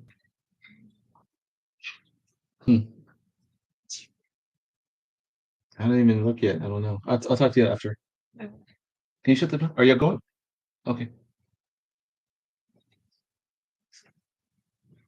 Yeah. Dude. And so in the year, like during the normal school year, Ella was doing volleyball, Chloe's doing dance, Titus is doing ninja, Olivia is doing basketball. Rochelle volunteers at a consignment store. At a shop. Yeah, thrift shop. But and it is incredibly, incredibly busy in my household. And the fact that I've been writing since 2011, as we're growing our family and as I was in the military and doing all the stuff that I was doing, um, it is only by God's. I don't even know how to explain it. How God has enabled me to do everything I've done. Stephanie, good thing I reserved my questions for Zach. Yeah, tell Zach I said hello. Haven't talked to Zach in a while. Okay. Oh, questions. Let's get to questions here. Pookie had asked about the outdoor rallies. I don't honestly know going forward. I know he has outdoor rallies still scheduled. I don't see him stopping those. I just see them finally getting the. I have a dog under my desk. I just see that he is going to finally get the Secret Service packages, the full suite deal going forward, and they'll probably um, put some more plexiglass or some more things around him. But I don't see him stopping the outdoor rallies. Just Vicky asks, "Hi Pete, I believe we have witnessed the divine hand of God on Trump's life. What will it take in the body of believers to see this? Believers are so polarized." Yeah, I think it's just understanding that when I say God's change agent, I'm not saying that that person is holy. He's not, Billy Graham or anybody like that. He's not the epitome of moral perfection. He's a Gentile leader. Jake, get over here. Jake, come here. Um, that God chooses to use at that time for particular reasons. And if I'm right, and Trump takes over, and things go back to normal, to me that fits so much better with the Luke 17 normalcy bias that we see people kind of embracing buying and selling, marrying, giving in marriage. And that to me screams rapture, rapture, rapture. And the rapture will be, I'm still 100% convinced the rapture is a crisis that finally brings our nation down and allows for, creates the vacuum necessary for the 10 kings to rise up and divide the world up and into 7 regions and do all that stuff. So I feel like that to me is the best scenario for that. Gracie, get in. Um, just Vicky, I pray he gets his own security team in the back. Yeah, I feel like there was probably people in his circle, not his inner circle, because he's got his family. It's him, his family, his immediate family, friends that have been friends forever and ever and ever, and then those circles kind of work their way out that way. But I'm sure there are people that have been brought in by the deep state to do him harm. So I think he probably become much more cautious. And I know that like Alex Jones, whatever your thoughts on Alex Jones are, I've not followed him a lot over the years because he was pretty much very much post trib. I don't know where he is these days on that. But he has predicted so many things that came out to be true. Um, it's hard to simply dismiss him out of hand for that reason alone. So he is convinced that they're going to keep trying to take Trump out between now and I guess forever. But that's why, again, that's why it makes the his VP pick that much more important. That is somebody ideologically aligned with his beliefs, and that is even more of a threat than he is should he die and this other person take over. So I can say in my own life that God's hand, divine hand, has been upon us. And I don't want to go into all the details, but I will share a little bit of it. But prior to Ella's accident, I mean, my wife and I were in a bad place, and things weren't looking good. And then when that happened, um, as a parent, it it focuses you, it brings you back, and it did that in a very powerful way for her and I. So, anyways, I'll get choked up on that. Pookie again. If you could, what would you ask Donald Trump? What was going through his mind when this photo above was taken? The photo I think you think was associated. Um,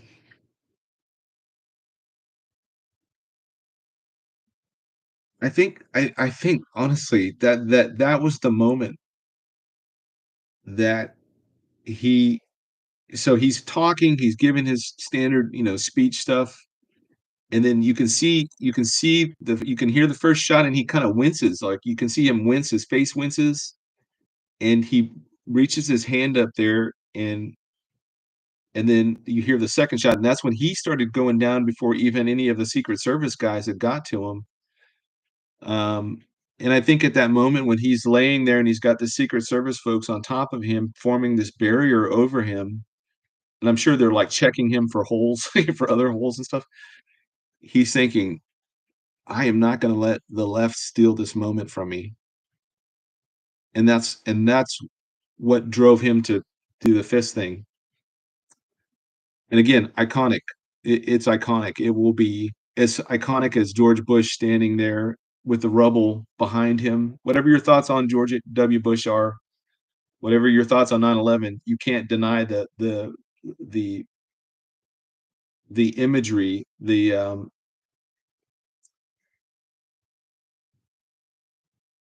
importance of that photo. You know, it, it's huge. Same thing with I'm trying to think of other great leaders that have spoken and that have come out, and the photographer, journalist, whoever captures the right photo at the right time, and it speaks more than even what we could say.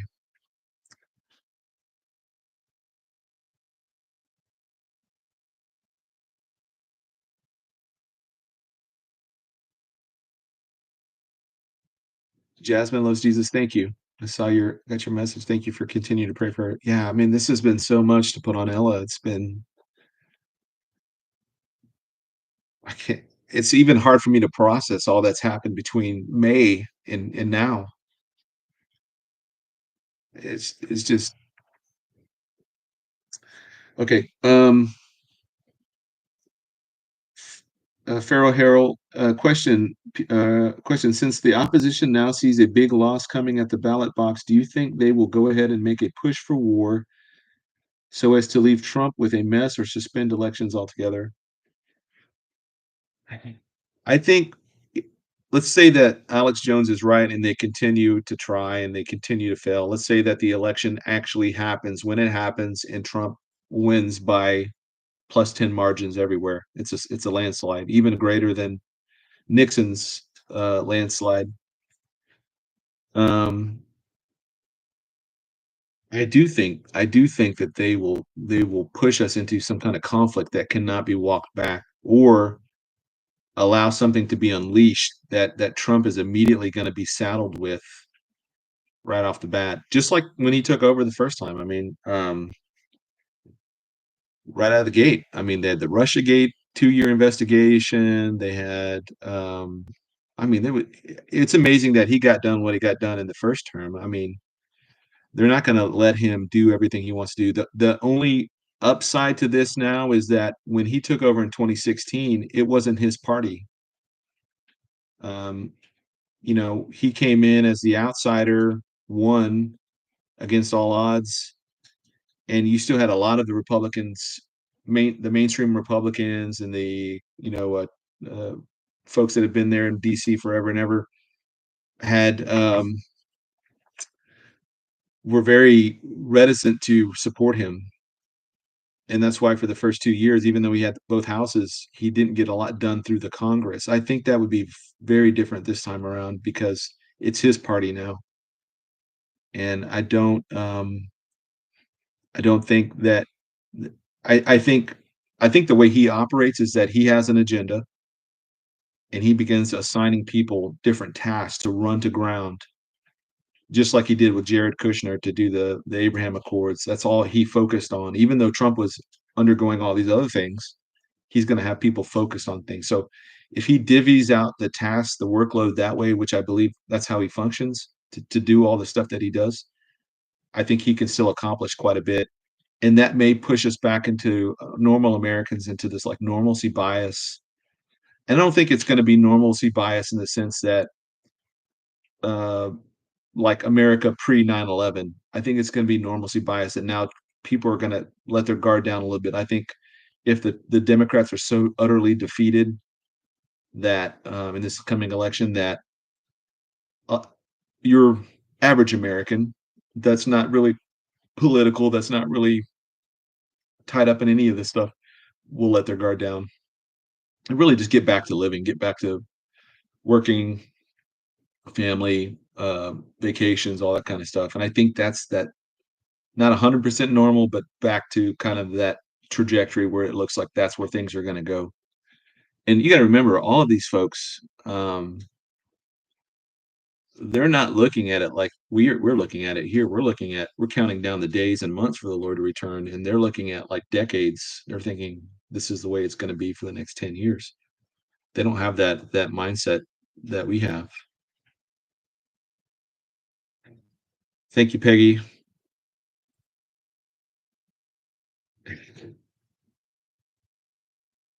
Give me the shoes, yeah. Uh, well, okay. So in terms of candidates, who do I think the VP candidates could possibly be? I'm going to almost automatically rule out anybody from Florida. So Marco Rubio, DeSantis, and there was somebody else. Um, the Constitution states that if both people are from the same state, they forfeit that state's electoral votes. So I don't think he's going to pick somebody from Florida unless that person changes their state, their home state, which means if they're in office right now, they'd have to give up that office to run as a VP or whatever. So you can kind of start looking at places outside of Florida where his home state is as the next viable ones. Oh, they just announced JD Vance.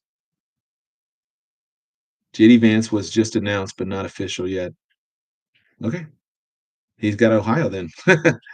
So that would be interesting. I know a lot of people were rooting for JD Vance to come in, so we'll see.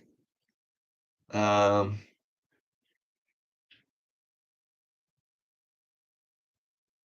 Pookie, 4 years ago in Butler, Trump had a rally, and every building there had 3 to 4 snipers protecting all those, especially Trump. What was the fail this time? The fail was multi-layered, I guess. One, again, the Secret Service is now under Homeland Security with Secretary Mayorkas. Mayorkas works for Biden. Biden works for the Democrat Party, the deep state, all that stuff. I think they gave him the bare minimum Secret Service that they could give him. I don't know what his personal security, if he has personal security as well. I don't know if that about that. And I think that if I'm not mistaken, Trump is kind of deep red area. So they weren't really thinking of that as a threat area. Like, it wouldn't be as contentious as going to like San Francisco and holding a rally or Austin, Texas. Um, so I think maybe the threat was minimized a bit considering where it was. And then on top of that, you had Benny Thompson. I think he was a Mississippi Democrat who wrote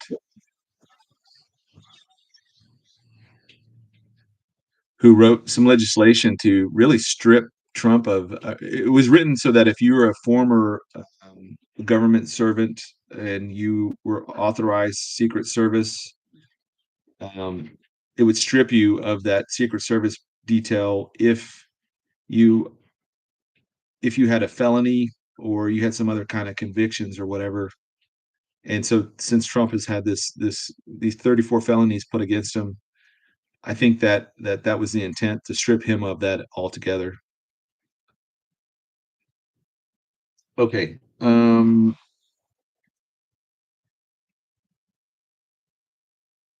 4 years. Jackie Borofsky. Question: what do you think of the shooter's video where he said, "I hate Republicans, I hate Trump," and you have the wrong guy? Wrong guy? What do you think he meant by that? That I don't know. Okay, so the shooter had dirty blonde, almost brown hair, and it was long, and he tucked it behind his ear, and he had these ridiculously big glasses on, and it looks like he had a cleft lip. The guy in the video didn't have a cleft lip, so it may be a guy that looks very, very, very much like him and has the same name, which I guess it's possible. I don't know where the guy that made the video. I don't know where he's from. I can't remember if he said he was from Pennsylvania, but they're doppelgangers, if not. But yeah, so the guy that did the shooting, Thomas Matthew Crooks, it looks like he had a cleft lip, and if that's the case, then the guy in the video is not him. So that's probably what it is. I even posted it because that's what it was coming out everywhere. So we'll have to see. Jeff the Man says VP is JD Vance. It's official, and he's a vet. Oh, that's awesome. I don't know a lot about JD Vance. I know he has got that Hillbilly Elegy book or whatever. Yeah, Trout on steroids. By the way, Tom Hughes said that Peter Thiel was Vance's main donor. So let me dovetail off that real quick. So we have in the Republican Party, remember, it's a big tent, a lot of different factions inside of this tent, right? Social conservatives, national security folks that's their whatever your main issue is, your that's kind of like your group that you're with, right? If you're a single issue voter, some people it's abortion, some people it's the national debt, some people it's national security, some people it's whatever. My understanding, Peter Thiel is homosexual. I think he is. I've heard that. I don't know that for fact, but you have that. You have Richard Grenell, who was Trump's former Secretary of State, if I'm not mistaken, or he was an ambassador or something. But very, very well spoken, very conservative, and he's gay, right? So you got to think about the Republican Party now as this tent that has all of these groups wedged in there, and we're in that binary system. That as opposed to 15 to 20 different parties that are all vying for control and have to make these hobble these coalitions together to get anywhere. So, and that's the problem we see in Israel with Prime Minister Netanyahu, who's got a partner with, like, say, the Orthodox side, uh, the not the Orthodox, but the religious side, and then he's got his party, which is Likud, and then he's got all these other parties that he's got to try and form together a coalition. Um, and I think for whatever reason, back in the 1800s when we went to this binary system, I think that's kind of what the 1800s, the early 1900s was the where we moved away from that. And so again, I can't. You're either in that tent or you're in the other tent. I mean, I mean that's just what the dichotomy that we're forced into right now. Um, so Rich Rick Grinnell, that's his name, Rick Grinnell, Homeland Security. I if I had my druthers, I would put in Kash Patel as the Secretary of Defense again, because he was the last Secretary of Defense for like just a handful of months before Trump's first term ended. But he's incredibly smart, knows a lot about that. I don't know anything about his moral or ethics. I just know from the military side, like his understanding of is very deep. Rick Grinnell, I could see as probably more Secretary of State kind of, and I'm talking about folks that have been loyal to Trump throughout all of this. Um, Vivek Ramaswamy, I would see him more in the business, economic side, financial side, since that's more of his background. But um, yeah, JD Van City. A lot of folks hated Trump. Uh, Tulsi Gabbard didn't care for Trump either. So, to be honest with you, I didn't like him. I was voting for Ted Cruz. But after the first Republican primary back in 20, I think it was 2016. Yeah, I guess it was 2016. When he debated all the other Republicans up there, I I just knew he was going to win. I don't know how to explain it. I just knew, and I wrote about it. And I said, this guy's going to win. I think I wrote about it twice. I wrote about it after the Republican primary, and then I wrote about it before the general election when it was just him and Clinton. And he was saying things that everybody's talking about, but none of the political class wants to say out loud. And he was just saying it out loud. And he was bold, brash. He was, and I would argue too that he is probably a much different man today than he was when he first ran, in terms of everything he's had to go through since then. I think he came in and he was a little bit naive in thinking that he was going to drain the swamp. He just didn't realize how deep and how big the swamp really was, and how vicious the swamp will fight to stay in power. And all of that right now is up for grabs, because if he takes over and then he flips both houses, and even any of the state elections that go along with that, it is the swamp's worst nightmare. Okay.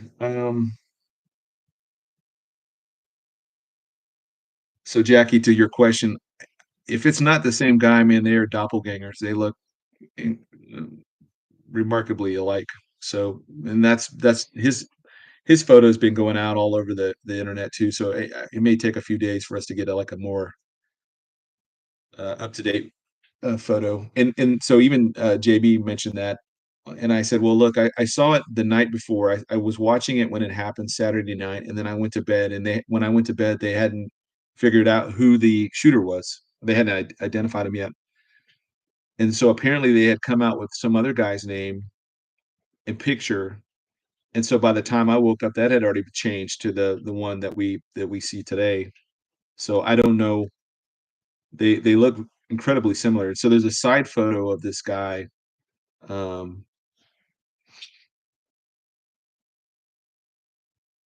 Thomas Crooks.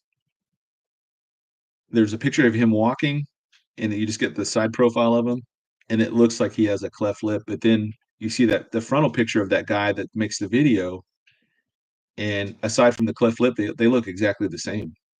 I mean, identical twins almost, and apparently have the same name. Do you want to question, Pete? If President Trump are elected again in November, will everything just go back to normal again? I know I'm selfish, but I'm looking for. I don't think it'll go back to like normal. Well, what's been normal, really? I mean, the world has not been normal since 9/11. So I'd say if you're thinking normal 1990s and earlier, no. But I think normal in the sense of like the 2010s, where there is the normal political chaos on any given day, and just the news cycles, the media, things happening around the world, kind of, but nothing earth shattering. I think that kind of normal. So the two different departure points for normal for me happened on 9/11, where the world was one way before 9/11, and then it's a different way after 9/11. That's one departure. And the second departure from normal again was before 2020 and then after 2020. I think those are the two, for me, marking points. So I think people are wanting to go back to normal. They're thinking normal like 2010 to 2019, that kind of normal. And I think that's kind of what it would go back to, but not like the 1990s or 80s or anything like that.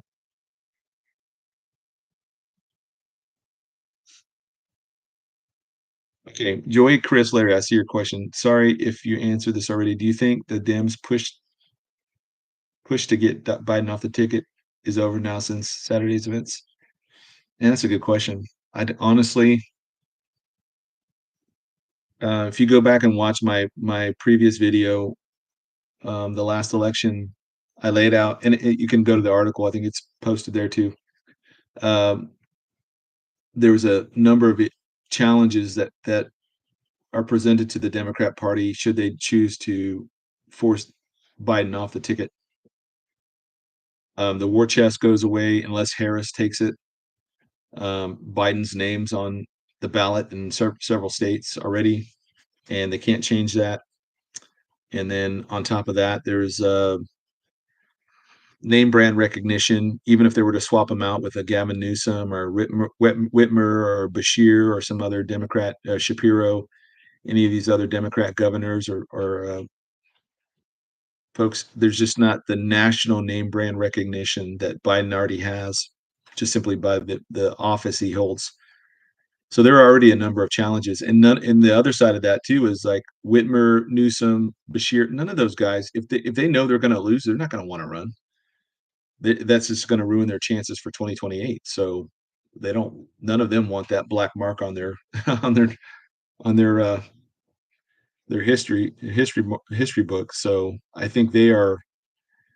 Um, I kind of think they're stuck with Biden, honestly. Now the big question is, can he survive until November? Like, can he stay alive? Can he? And I'm saying alive, like, can he stay alive? You know, or not die due to natural causes, age-related causes, or health issues? That's the other question. It's hard to say. He could become incapacitated medically, and they are forced. Let's say they go past the Democratic National Convention. He's Biden and Harris again, and then he has a stroke or something happens to him in September, October, and it really is going to be Harris and whoever she picks as her running mate. And again, as I mentioned last time, I don't think Harris is going to pick anybody that's going to outshine her, because then that makes her incredibly vulnerable to accidentally dying, um, accidentally, um, and being replaced after the election, should they win. But yeah, I don't know. That's a hard one. I kind of think they're stuck with him right now, and he doesn't want to go. And he recognizes that the minute they take him off the ticket, he's persona non grata. Like they were just going to drop him like a hot rock. They don't, and there's bad blood between the Bidens and the Clintons and the Obamas, and there's always bad blood on that side of the aisle that they just don't get along because they're all incredibly selfish and they're all corrupt and they're all have their own little schemes going on and they're all, it's just incredibly wicked. So, okay, let's see. Pookie again, Pete. Did you see the BlackRock video that Tom? Yeah, I saw it. Yep, and they've already pulled that commercial off. BlackRock has pulled that commercial. So, here's some practical advice for all of you right now. Go on every place you can find pictures, images, videos of this event from Saturday. Save it because I guarantee you by like September, October, the narrative will already change. A lot of these things we won't be able to find them anymore.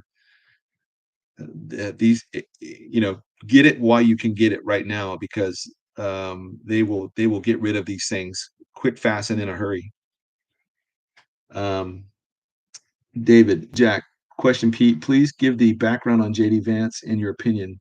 I mentioned him earlier. I don't know a lot about him. I know he's a senator from Ohio. Been in office for 2 years. He has a book, I think, called Hillbilly Elegy or something, and he was a veteran, uh, combat vet. So I that's really all I know about him. I hear he's very, very conservative. He's very well spoken. He is a master. Um, I don't want to say those two words together. He is a great debater.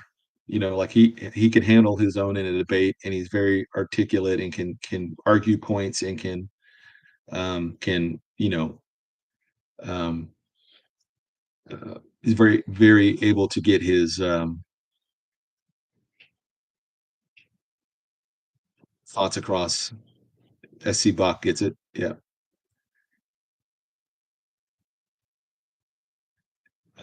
Although where we're going, we don't need pictures. Yep.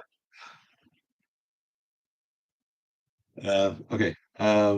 Gary, Pastor Gary, do you think the vile responses of many is a marker of the times? I think back to past events like this, Reagan 9/11, there was an outrage, yet I've seen people cursing the guy for missing. Yeah, I think when you look at Matthew 24, the Olivet Discourse, I think it's in verse 14. And I'm not even saying that we're in this whatever, but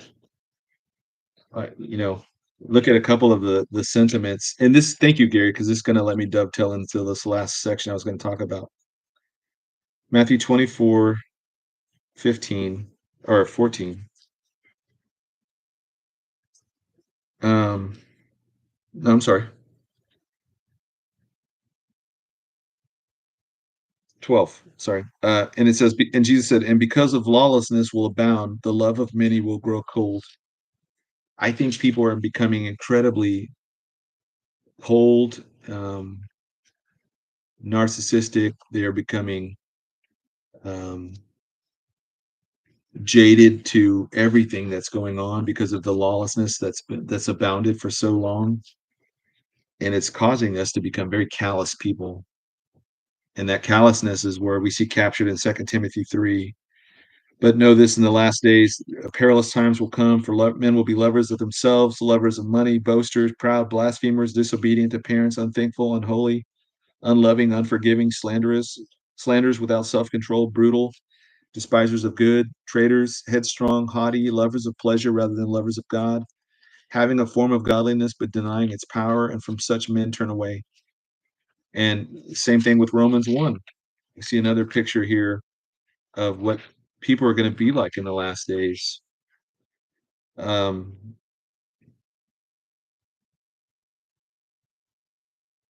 these people, they suppress the truth in unrighteousness. They suppress the truth in unrighteousness. They deny the obvious. They deny the clear distinctions between male and female, between a normal marriage and a perverse marriage. It says, their foolish hearts were darkened. Professing themselves to be wise, they become fools. And in this process of having their hearts and their consciousness darkened, they begin to do things that are unseemly, and they don't make any sense. They don't flow together. And when you hear people like even a Supreme Court justice candidate who can't define what a woman is, and she's a woman, good grief, man. Second Peter 3, that in the last days scoffers will come, mocking, saying, "Hey, man, Jesus, y'all been saying Jesus is coming back forever, and well, look, we're still here. He hadn't come back, and this is that normalcy bias again." And this unfortunately we see a lot through the church, the not the remnant church, but the mainstream Christendom. We see, man, I don't even know how many pastors and elders and folks I've talked to that that that just like whatever. Like people have been saying that forever, and I'm like, don't you realize what you're fulfilling prophecy right here, you know? And it just doesn't sink into them. Um, we see this all over the place, even in Revelation chapter 3 with the church of Laodicea. I think the churches are sequential, the chronological, they are compounding right over time. And we're here in the last moments of the church era, the dispensation of the church, where the number 7 speaks to perfection, it speaks to completeness, it speaks to fullness. And the church now is, when I say the church, I just mean Christianity, Christendom, is fractured in so many different ways. Like even just between Roman Catholic and Protestant, right? Roman Catholic side, the Catholic side, you have 6 to 8 different variants of Roman Catholicism. You have the Greek Orthodox, Eastern Orthodox, Oriental Orthodox, the Roman Catholic side. I mean, there's splinter groups on all that side. But and then on the Protestant side, it's like 30,000 different, flavors of Christendom. And we're more fractured now than we've ever been as a body of believers. And some of those are just believers in name only, but like, people that claim to be Christian, we're more divided than we've ever been.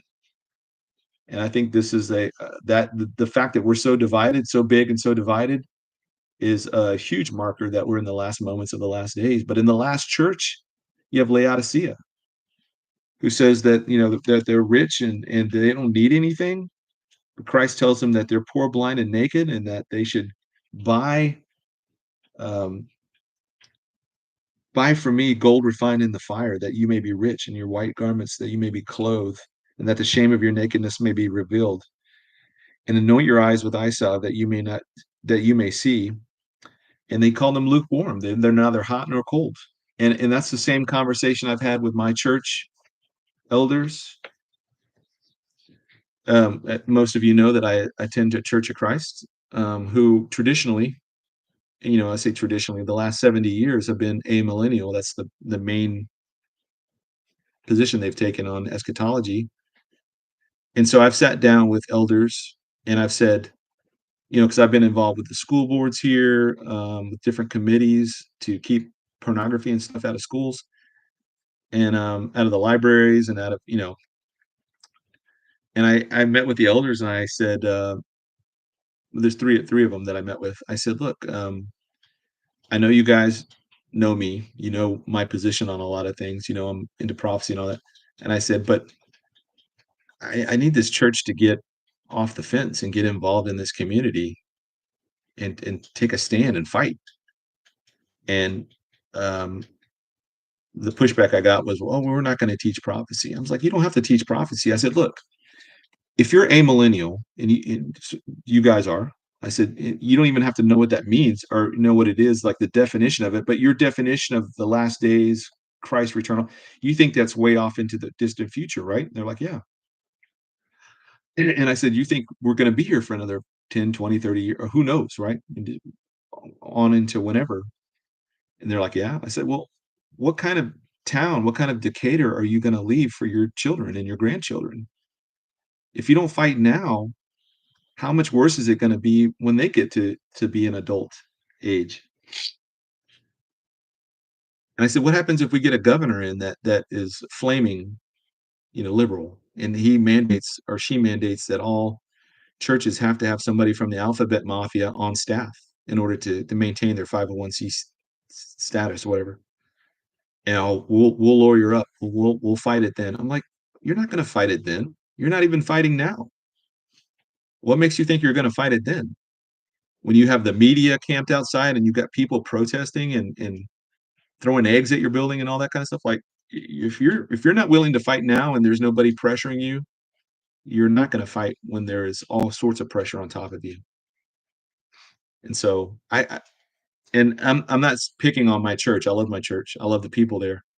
That's endemic across most denominations these days. They don't want to get involved. They want to keep church and state separate. I got news for everybody. We live in a state and we live under these rules and policies. And if we don't put our voice out there to speak up on these things, we are allowing a vacuum to grow and to flourish. And in that vacuum is when the Satanists come in, the alphabet mafia comes in, and the progressive Marxists come in, and all these other groups come in and begin cramming all this stuff down our throats. You know, you have to. That's what being salt and light is. Now we know that, like, we're not going to change this nation politically. I mean, we can change the nation politically, but it's not going to really change people. That change has to come from Jesus. That change has to come from being changed from the inside out. And when you look at a person who has been born again, um, that is where that change happens. That is where that real change happens, that lasting change. I'm not talking about somebody walking the aisle and making a public profession. I'm talking about when that really hits you. And for those who watch this that aren't Christians, um, Jesus did not. Jesus didn't come to the earth, live a perfect life, die a sinless man, before dying, being publicly humiliated, put on trial, beaten, spit on, having his beard pulled out, put a crown of thorns on him, whipped to the point where his ribs were sticking out of his back, with a cat of nine tails, and then made to carry a heavy wooden cross, however far that is from where he was um, um, detained to where the Calvary is. I don't know the exact distance of that, but carrying this giant heavy wooden cross, and you've already been beaten, to nearly to death. He didn't do all that to make bad people good. He did that so that dead people can live. That right now, if you don't know Christ, you're spiritually dead. A person is made up of three components: body, soul, and spirit. 1 Thessalonians 5:23. Your body, your physical body has five senses, right? Your eyes, ears, nose, taste, touch, and that feeds the soul, which is your mind, your person. You can be physically alive in a coma as a vegetable because the body and the soul are separated somewhere. There's a disconnect, or they're just not connected together because of some accident or something. But you're physically alive. What I'm talking about being spiritually dead is that God-shaped hole inside of you where the spirit is meant, that God creates this place inside of you for the spirit to reside in you. That has departed, that is gone or died when you reach that age of accountability. And now people try to fill that vacuum inside of them with all manner of things, with drugs, alcohol, sex, money, work, power, fame, whatever, sports. And you will never fill it. You can't fill it. You will drink yourself to death before you fill it. You will drug yourself to death before you fill it. You will sleep around, do whatever, and get every kind of disease there is to get, and die because of that before you fill that hole. You cannot fill. You can gain the whole world and still lose your soul. So that hole is only designed to be fit by God, and he puts that yearning in us and in our conscience as well, to be drawn to him. And when you place your faith on Christ's finished work on the cross, recognizing that he died for your sins, that he paid the whole price, and that there's not anything you or I can add to what he already did. When you fully and truly recognize that, the transaction of a lifetime happens within you. When you call on Jesus to be your Lord and to save you and to forgive you for your sins, there is that transaction that happens where God takes your wickedness and covers that with the blood of his son, who is perfect and holy and righteous. And he no longer sees me as Pete. Pete is a sinner. Pete Garcia is flawed. He's a sinner. I've made all thousands, millions of mistakes. I mean, I don't even want to go into all that, but like, I have not been a good person. But God no longer sees me like that. He sees me through the blood of his son, who died in my place. Because I recognize that, and I came to that point in my life where I realized I can't do this. I can't save myself. And maybe it's a level of brokenness, and for everybody it's a little different. It doesn't necessarily require absolute brokenness, but for me it was brokenness to recognize that I can't save myself. That is that moment where you're transformed, and you're no longer spiritually dead. Now you're made whole. And I would equate this in much the same way to a Jewish believer, to a Jew that gets saved today through Jesus Christ. There is no other way to get saved, but I'm saying, as a Jewish believer, when they get saved, they become, well, we call it a messianic Jew, but a fulfilled Jew, in the sense that they finally have embraced their Messiah. And we Gentiles, we are simply just grafted into this. We get to take part in this because of the rejection that they had against their Messiah back in the first century. Now this is opened up to all of this. Something bad, God used something bad to make it good for everyone. So through their rejection, salvation is opened up to all mankind. And man, I am beyond thankful for that, because, as Lee says, we got this one short life to be a good soldier, and all of eternity to be a fulfilled human being. Like, we can't even grasp eternity right now. We don't even have the mental faculties to understand the minute that you take your last breath, you're immediately thrust into the eternal realm forever. And if you die without knowing Jesus as your Lord and Savior, you will be forever disconnected from God, your creator, into a place where he is not. Everything that God is good: light, comfort, pleasure, hope, happiness, clean water to drink, clean air to breathe, and just everything that's good and pleasant is from him.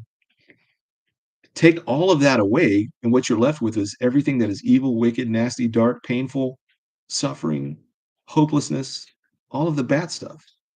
And that's what your eternity is going to be like. And when I say eternity, I mean, no, there is no time. It's just the state of your being forever and ever and ever and ever and ever. That it will never change. Now, ultimately, we know that all of that will get thrust into the lake of fire, but that'll be even worse. Constant pain.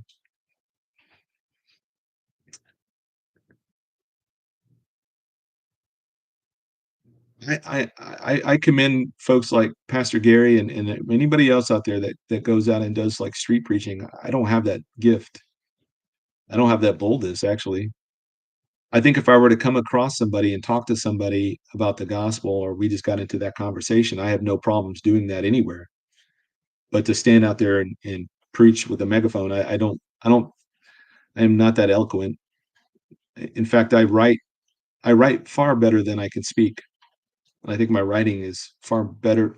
I'm able to communicate far better than I am able to talk. I'm more tongue tied and ums and ands, and I stutter a lot, and I don't have that train of thought. But I love to teach too, and I love to speak publicly. I don't know. Maybe there's a hope for me yet.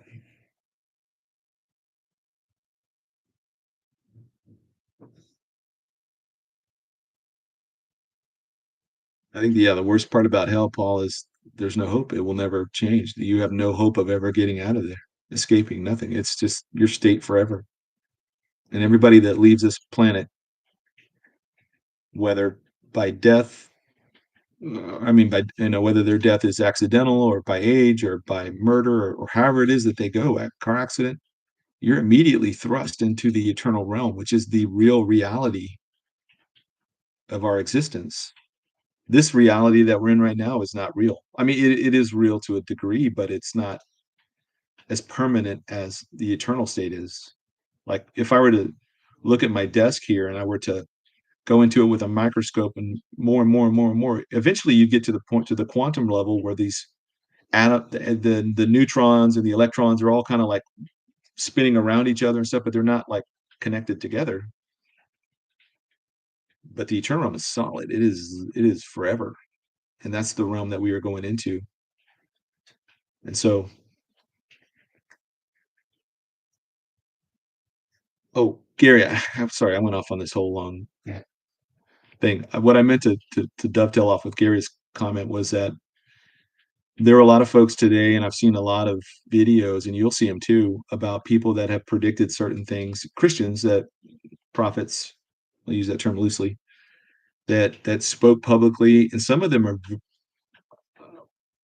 I'm surprised at. There's a guy, I don't know his name, but he had predicted that Trump that a bullet would miss his head. I think maybe some of you have seen that. There's been some from Kim Clement who Trump predicted Trump's victory in two different terms, and doesn't say they're consecutive, but two different terms. And I know toward the end of his life, Kim Clement repented of the ministry that he was in and sat under the tutelage of Chuck Missler and basically repented to his whole church, repented for how he had, disregarded prophecy, even as a prophet. So I do think people are going to be able to get things right and prophesy things that are close, but the standard in the Bible is they've got to be right 100% if it's from God. And I am very anybody that says the Lord told me or the Lord showed me this or the Lord gave me this to share with you, and I I'm going to say I'm not skeptical. I'm cautious about it because anytime that you say thus saith the Lord, you're basically speaking ex cathedra, right? You're speaking from God through your mouth, and it has to be 1000% correct. And if you're ever wrong off, then according to the Old Testament standards, you should be stoned to death. You know, I will never say that. I will never, I do believe that the Lord speaks to us through any number of ways. The Lord's, I heard that audible voice in church 2007. I had experiences where like I've had this impression that the Lord impressed something upon me, but I'm not going to go out there and say, "Thus saith the Lord." Like that is the ipso facto. That is what it's going to be because I don't I don't want to be held to that standard. Like, no.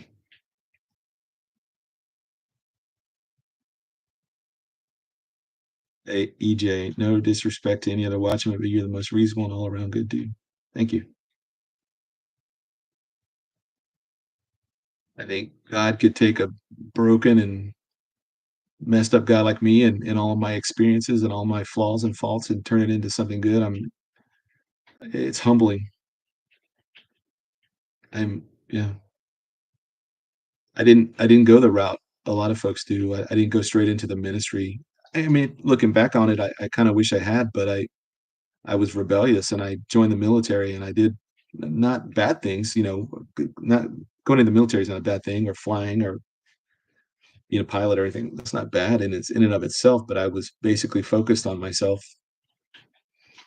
and God still he shook me loose in 2007. I was 33 at the time. He got my attention for sure. Um, Sam B. Question Pete, does the seventh king in Revelation 17:10 represent the new world order and the eighth king, the kingdom of the Antichrist?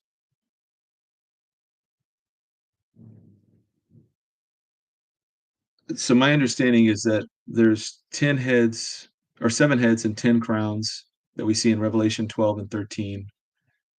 The 7 heads are the what I would consider like the regions, the kingdoms themselves, wherever those are, whatever they are, like regions, I guess.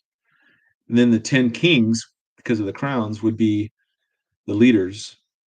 And so when the Antichrist rises up out of the 10, he becomes the 11th. He's the 11th that comes up, the little horn.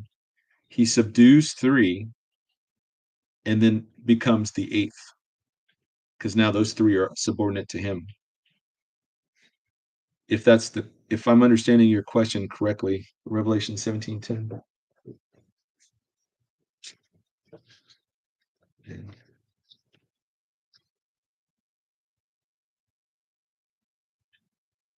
There are also 7 kings, 5 have fallen, one is, and the other has not yet come. And when he comes, he must continue a short time. Now, a lot of the folks, Jack Kelly, who was one of my mentors, and Jack Kinsella and others, believe that the 7 kings are these kingdoms that are, peripheral or related to Israel as a nation. So the 5 have fallen, so that would have been, um, let's see if I get my hand in here right. Egypt,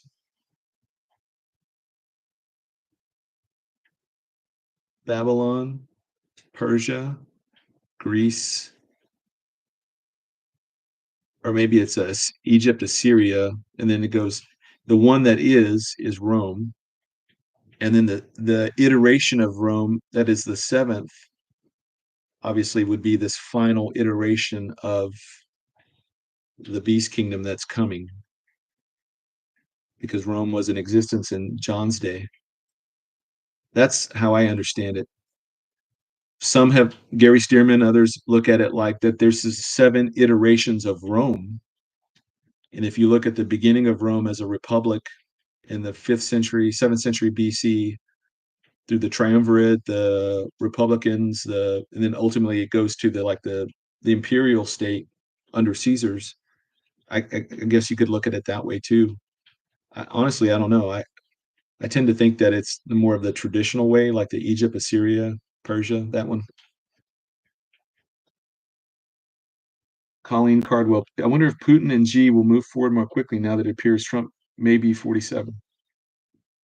Um, I was looking online, trying to see what Xi and Putin's reactions were to all of this. Haven't found it yet. Maybe it's out there now, but as of by the time I started today, Zelensky was the only public leader that I read that had made it in a statement that he was happy that Trump survived and etc. Um, I don't know. I don't know. I think if they were looking at us right now and I were them, I would certainly take advantage of this time to do whatever it is I was going to do. But from say Putin's perspective, he may be looking at this like, well, this is what the deep state, they want us to go into World War III. So he may be holding out for Trump to work out some kind of an arrangement. As far as Xi goes, Xi wants Taiwan, and as I said a few weeks ago, I claimed I said that Xi was like in his early or like 81. He's 71, but Xi is not a spring chicken anymore. He's up there, and he's running into the same problem all these other guys are running into. They're running out of years to live, and I think he wants to get this done before he's done as leader of China.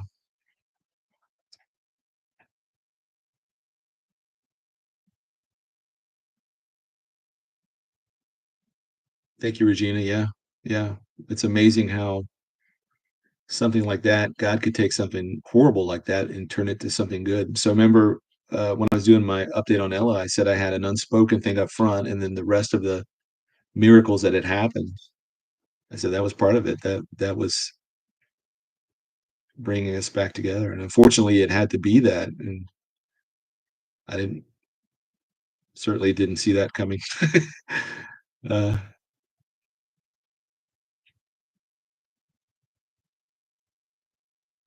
We are at 2 hours and 30 minutes. Hey, it's as long as my audio holds out, guys, I'm okay. And I don't mean to be cutting if you're I don't know if there's any other live streams going on right now. I don't want to cut into their time either.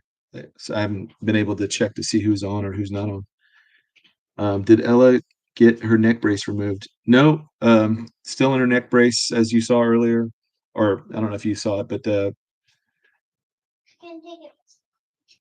yeah, she she had to do an MRI last week, so she had to go under anesthesia, and she was under the MRI machine for like 2 hours in this machine, and results, but then they have to go over the results with the neuro team. So I don't know if that's supposed to be tomorrow, and we'll see what the doc says. And I'm telling you, we have a great, great, great neuro team here at Cook Children's Hospital in Fort Worth. And out of the team, the docs, the neurosurgeons that were on staff, the best of the best happened to be on staff that day. So another, godsend right there. Um, Karen Lewis Moore, question: what do you think about Elon Musk giving his support to Trump and the money to the Republican PAC? Can he be trusted? Well, so what I know about Elon Musk is that he is incredibly intelligent. Um, and I don't think that that gets captured enough when we think about Musk, because he's in the news for Twitter and these other things. But the guy is crazy, crazy smart. I mean, insanely smart, like a Thomas Edison, Nikola Tesla, kind of like that level of genius, Einstein. Um,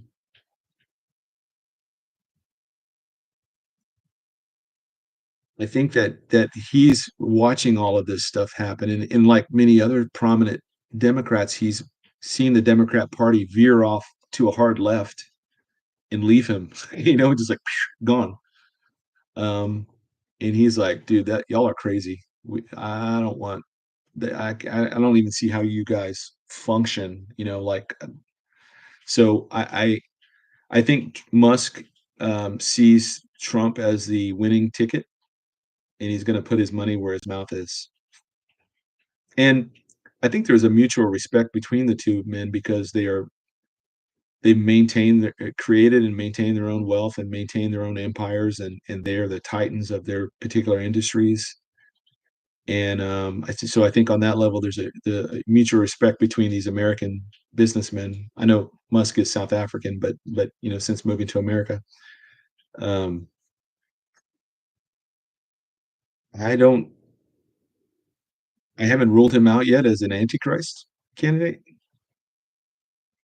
He seems positioned to be with Starlink and Neuralink and all the other things he's doing. I mean, but here's my thoughts on the Antichrist. I never thought that the Antichrist would be this like far left progressive wacko. I always thought he would be a guy like Trump. He would be a guy like Musk. He would be a guy that, because leftist ideology, whether you're talking about socialism, Marxism, fascism, all the other isms, intersectionality, DEI, SDG, cultural relativism, all that stuff. That's none of that is based in reality, and it doesn't work. It's good as a theory, but then when you put that theory to test, it fails every single time, because it does not take human nature, and that humans in and of themselves were flawed, and we're selfish, and we're easily corruptible, and we're never looking out for the interest of all of man. We're looking out for our own self-interest. And all of those ideologies are based on the collective, you know. That's the big strength that the Democrat Party has over the Republicans, is that they do what's good for the collective. In a general, I'm talking generally here. And when they get a message, they're all on message. They don't deviate from the message unless the party bosses say deviate, or gives them that wiggle room to do that. Whereas the Republicans, in for the Democrat side, this is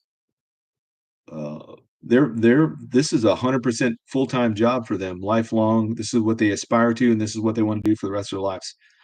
When you look on the other side of the aisle, a lot of the Republicans are very independent thinkers, they come from business, or they come from the law, the world, the legal world, as lawyers, judges, whatever.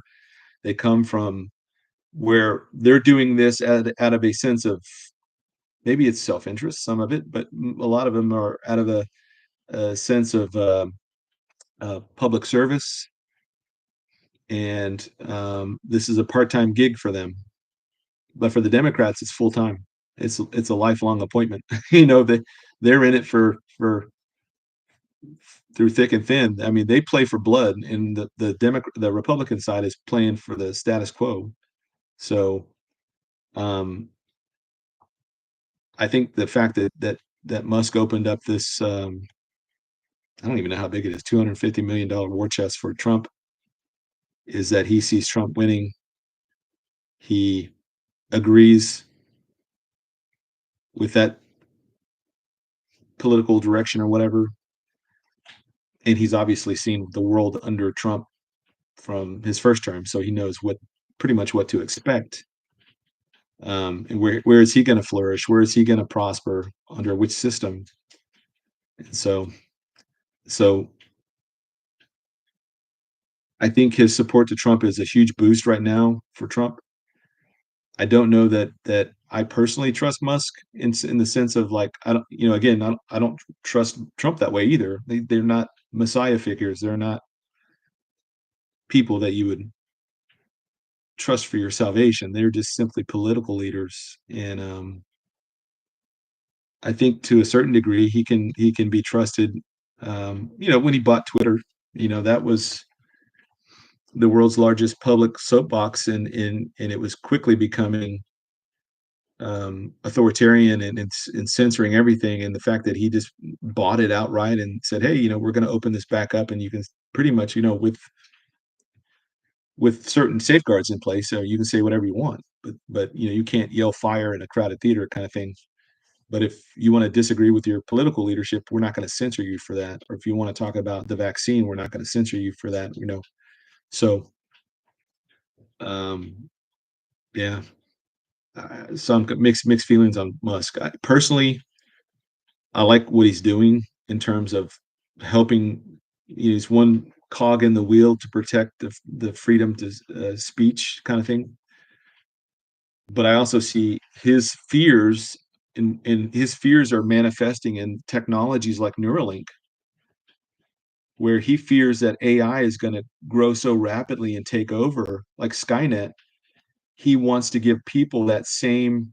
He wants to augment people so that we can fight against AI, because now we have this computer stuff in our head, and a chip in our head or whatever. But that's exactly what Satan was driving everybody to with the mark of the beast. So he's it's kind of like the Matrix in a way for me. If you're not already unplugged from the Matrix, you're a potential enemy. But if you're unplugged and now you're free from the system, i.e., born again, then um, then there is trust. There you can trust. But I don't. Musk is not saved. Yeah, clearly he's done things like we're the Antichrist outfit and all that kind of stuff, or the devil outfit, or whatever it is. I don't trust him to that regard. But there are bad people that do some good stuff that help maintain things, and they become thorns in the side of the left, and I'm happy about that. But yeah, Patrol Monkey, we can trust Jesus. All right, guys. Well, I think that's it. Oh, I'm sorry. There's more. Sorry. Linda Steele, I skipped your question. I've been going through Chuck Minister's Bible studies. He believes the Antichrist will come from Assyria because there are scriptures that call him the Assyrian. What do you agree? Well, obviously Assyria doesn't exist anymore, but do I think the Antichrist could be a Kurd, somebody from a Kurdish background? Yeah. Look at guys like Vivek Ramaswamy, who's Indian, but has risen up to prominence in an American country that is predominantly white, black, and Hispanic. And I don't know what the Indian ethnicity in terms of percentages in the United States, but it's small. But he's managed to rise up through the top, and so could a somebody from a a small background, unknown background, some kind of Kurdish background. And the Kurds, to my knowledge, are still friendly to the Israelis because they are both in similar situations with being hated by the Turks and the Iranians. So there is that there. So he could be Kurdish, a Kurdish background. And we say Assyrian, could he have some type of background of being Assyrian but living in the West or living in Europe or someplace? Sure. And the only thing that disqualifies, in my opinion, Elon Musk from being the Antichrist is because he's from South Africa. So I don't know where his parents are from, or like, are they originally from South Africa? I don't know. But the fact that Daniel 9:27 or 9:26, I think, states that he has to be from within the confines of the old Roman Empire, which is North Africa, the union of the Mediterranean kind of area, Europe, North Africa, Israel, Lebanon, that whole area, um, rules out a lot of folks. Karen Moore, question: what do you think about? Oh, okay, I read that one. Stephanie, just an if question. What if Trump doesn't win for whatever reason? What do you see happening as far as the people go? Because so many are sure he will win. Well, I put that in my logic tree that if there were some kind of computer glitches, voting machine errors, they stopped counting voting in certain places. I don't see that being a repeat necessarily um, in this election for a couple of different reasons. One, the last time when it happened in 2020, I was 100% sure Trump would win, and had those four states not did what they did, he would have won. He was winning going into the night until they closed counting and then did those mysterious ballot dumps. But I think right now he is winning by such a decisive margin across the United States. I don't know that they can scale that level of fraud that quickly. I mean, every state is a swing state right now. I mean, well, every deep blue state that used to be deep blue now is, in my opinion, it's a swing state. Is up for grabs, and they may just be trying to hold on to those blue states. That may be what it ends up coming down to. They're going to try and hold on to California and New York for sure, but I think the voting is going to be so overwhelming. If nothing else happens and we just continue on and Trump is able to carry on with the message and not deviate or do anything to sabotage his campaign, I think you could see something on par with Nixon's. I think it was 72 election where he won almost every state. Pete, can you explain the ramifications of martial law? Yes. Martial law is where I don't know what DEFCON it would go to. DEFCON 5 is the least serious. DEFCON 1 is the most serious. So if something happened, let's say there was multiple 9/11 type attacks that happen all over the United States, September, October timeframe, um, they could declare martial law. Or if there was a serious enough cyber attack that shut down enough systems across the board. But basically, it becomes a police state. Simply put as that, and they can scale that up and down as necessary. And the federal level would have to ensure that the states enforce particular laws. Like let's say 2020 COVID. Let's say that had resulted in martial law. It was kind of like martial law in a lot of places where the governor enforced very strict mandates for having to wear a mask outside everywhere you go, no meeting together, no congregations, um, no this, that, the other. So there's things that they could do, but basically the government completely clamps down on your rights and privileges, and you don't have the freedom of speech anymore. Basically, your Bill of Rights are suspended. Um, so yeah, in a nutshell, it's going to be.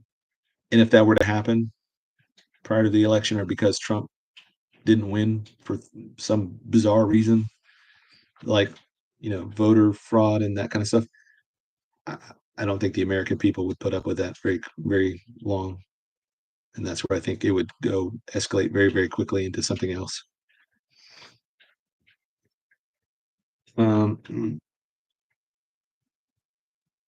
Explain that again, Pete. It's like Matthew 24:37 through 39. Barbara, Matthew 24:37 through 39.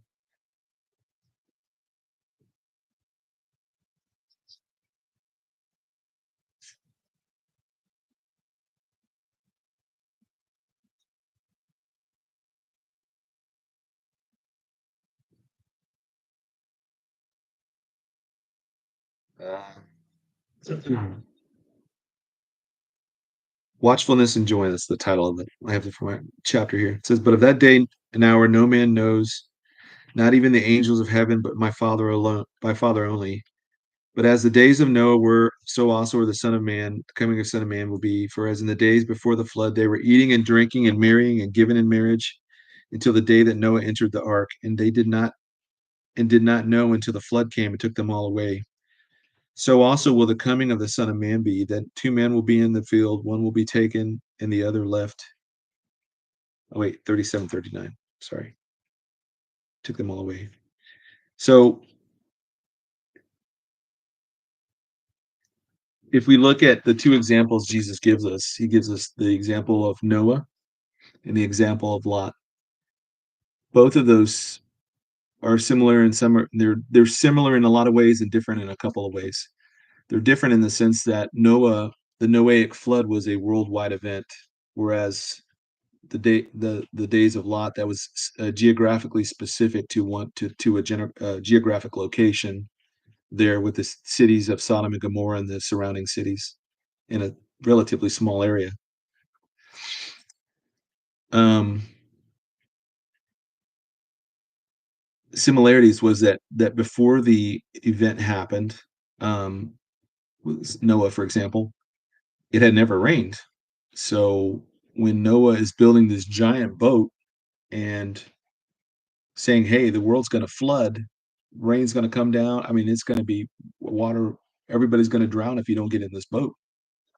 They're laughing at him because it had never happened before, and they couldn't even conceive of a judgment like that.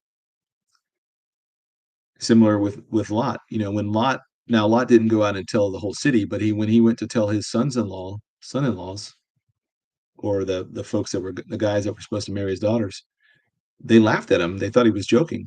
It seemed preposterous to them that fire would come down and destroy the city. Like, what?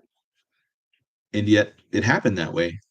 And so there is this level of disbelief that is in large part due to normalcy bias. And I listened to Megyn Kelly the other day, and I've become a bit of a fan of Megyn Kelly as of late. She used to be anti-Trump, and now she 100% on the Trump train. Like, after all this has happened, she's changed. But she was talking about normalcy bias, and she mentioned a story about her friend who I guess lives in the Virginia, D.C. area kind of place. And she came home and noticed that her garage door was open. And she's like, "Oh man, my husband left his garage door open." And then she got into the garage and saw that there was a sledgehammer on the floor. And she automatically assumed that her husband had left the sledgehammer sitting on the floor. And then she walked into her kitchen from her garage and noticed that the handle on the door had been busted. So she's thinking, well, maybe he forgot his key and then he just had to bust the handle. And so this normalcy bias is taking a clear threat and then minimizing it to the point of almost disbelief. And so she walks in, and as she's walking in, this guy that was robbing her house had busted past her, knocked her down, and ran out. And she realized, oh my goodness, I just got robbed. That's an example of normalcy bias. And so the people of this world, I don't care if they're left, right, up, down, whatever, they there is a tendency for them to discount the spiritual realities laid out in Scripture, and especially the prophetic realities laid out in Scripture, because they had never happened before. The rapture, that's preposterous. Like, that's never going to happen. That's not what the Bible says. It's just metaphorically talking.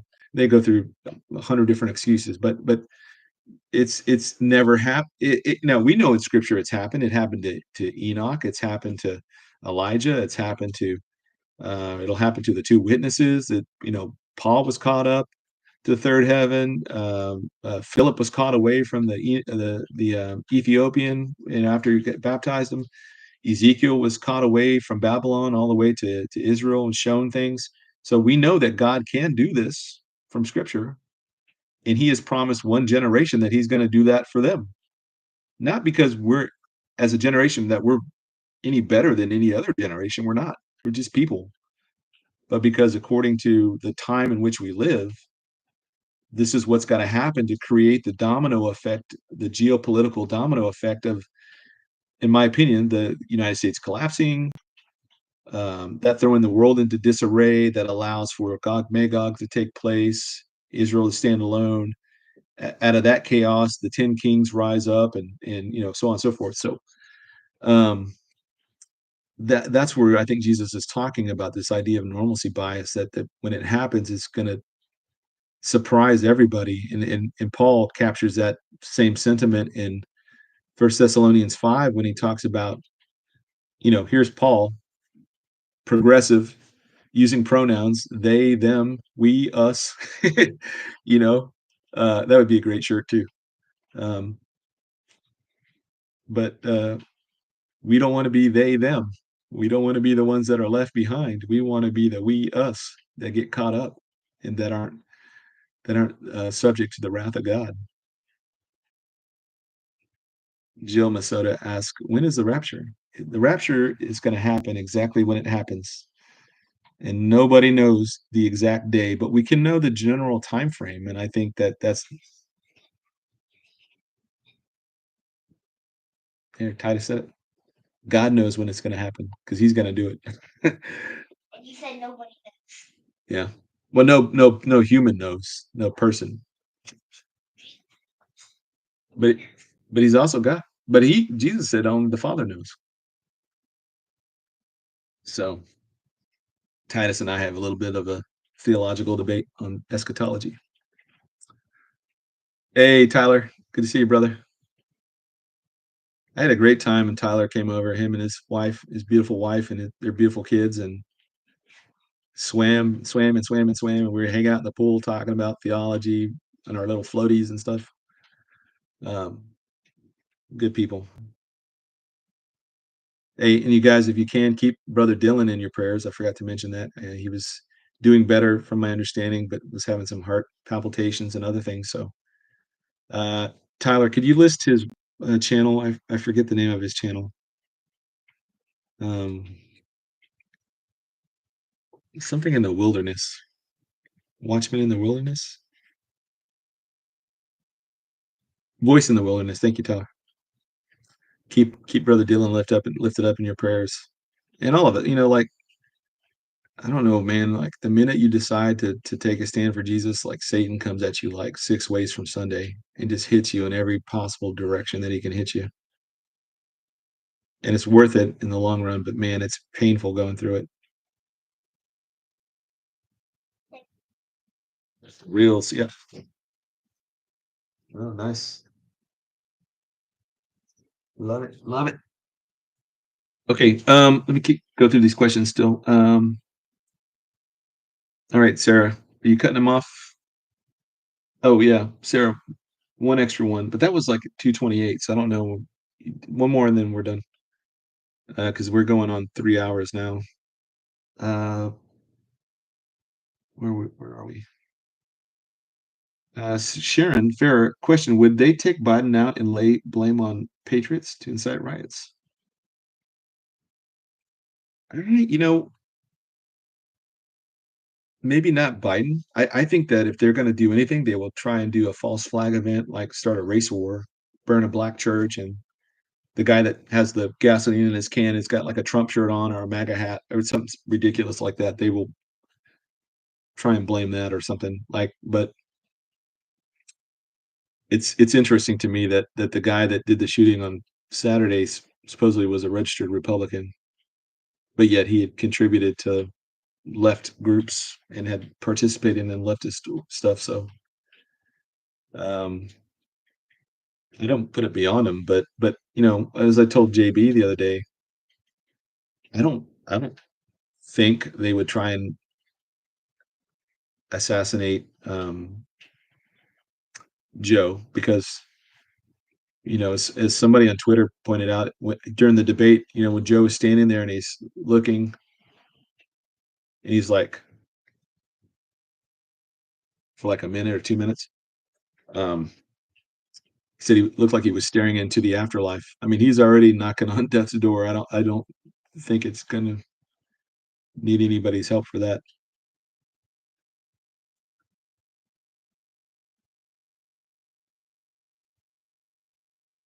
Philip, what if demise of America is the rapture of the US president?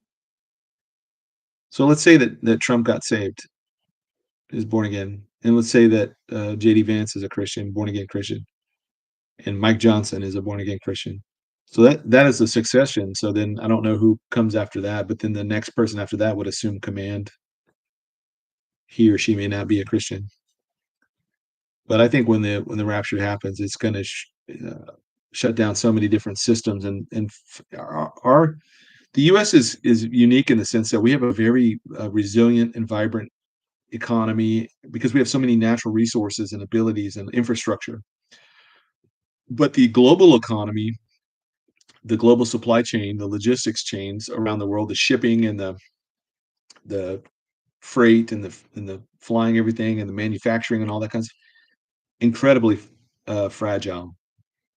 The shutdowns during 2020, the ships that were stuck in China that couldn't leave or couldn't make port there because everything was shut down. I mean, they sat in their ships for months, and that has this ripple effect around everything else. So um, I think the global supply chain is incredibly fragile, but our nation and then our supply chain is fragile too to a degree. But it's the economy is also resilient because we have so many resources and capabilities that we just aren't allowed to tap into right now, which is why the price is the way it is and inflation is the way it is. Uh, Mark Collins, Pete, if there was ever martial law, does the close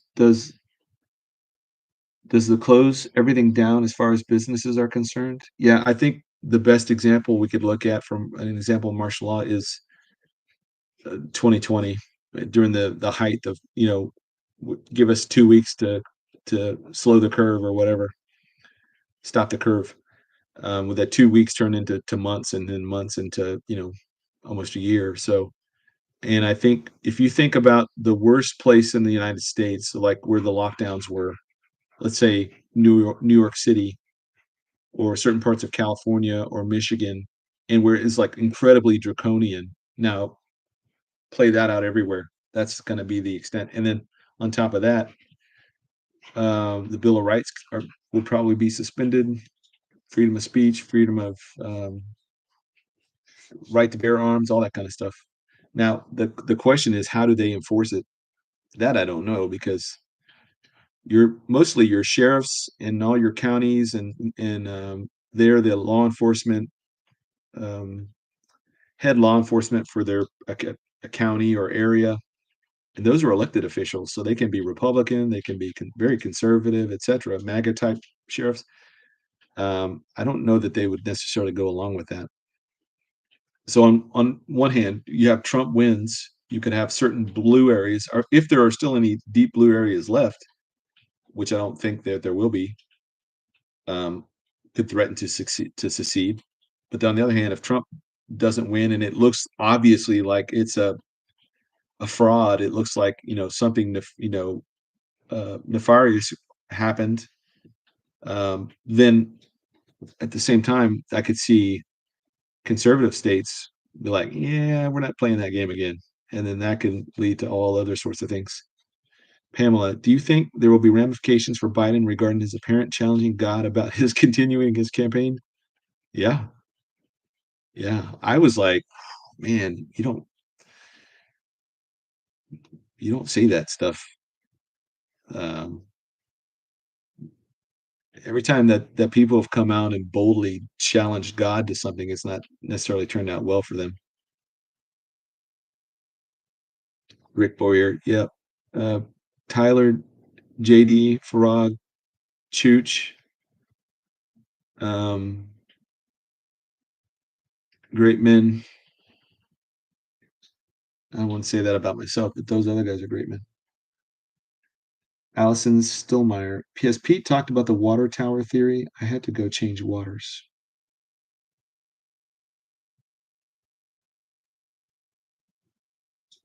I don't know what the water tower theory is. I think I've heard it, but I'm not 100% familiar with it.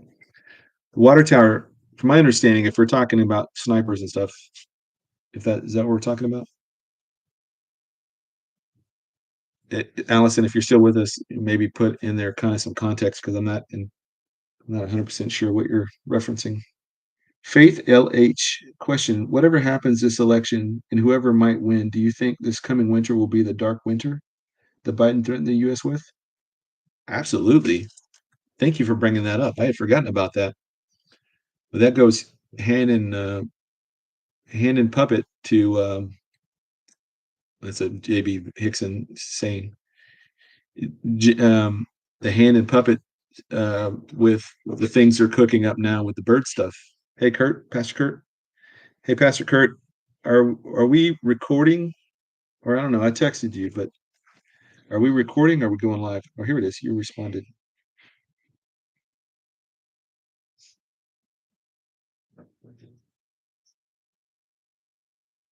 Oh, that's on my channel. Yeah, we could do live. Yeah. So noon Pacific Standard Time. When is that? When is Pacific Standard Time? Mm, So noon. So that's 2 o'clock for me, I think. can Okay. I watch it live? Hey, Pastor Kurt. Yeah. Hey, let me call you after this, and we'll coordinate that. But I was listening to some of your messages here the last couple of days. Into Thin Air talked about it this morning. Allison says, I'm not 100% sure what this means. The water tower theory. Water tower theory.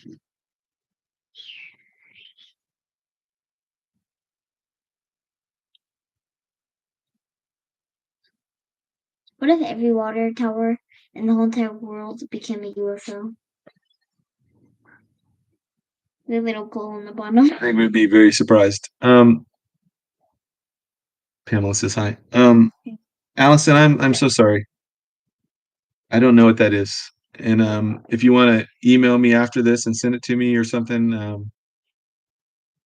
Oh, okay, I see what you're saying. That there was a water tower at the site. Yeah, I need to go back and look at the diagrams of that place. In fact, I've got a map here. I don't have a way to show you though. I don't have a way to show it on here. Let's see. Oh, I do. I didn't think I could share anything on YouTube.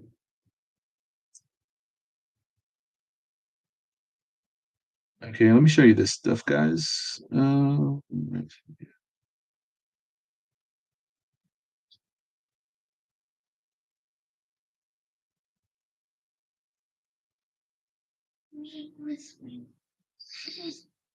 need to eat. I haven't eaten yet today. Major news. Here we go. Can I Okay. watch your live? No, no, no, no, no, no, no. Oh, yeah, you can. I'm just kidding. Let's see. Let's use this one. Okay, I'm going to share my screen with you guys, and you can see.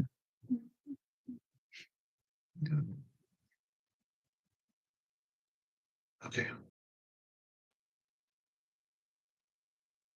All right. What is it? Oh, hey, turn the volume down. I don't want to.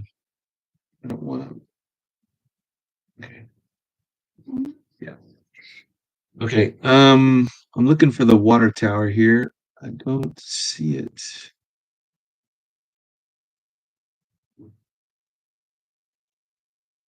Little light. Just picked up In-N-Out Burgers. Thanks, Pookie. If I start drooling here. Oh, hey, stay off of there. Titus is chatting. No, no chatting, dude. Too young to chat. I don't see the water tower.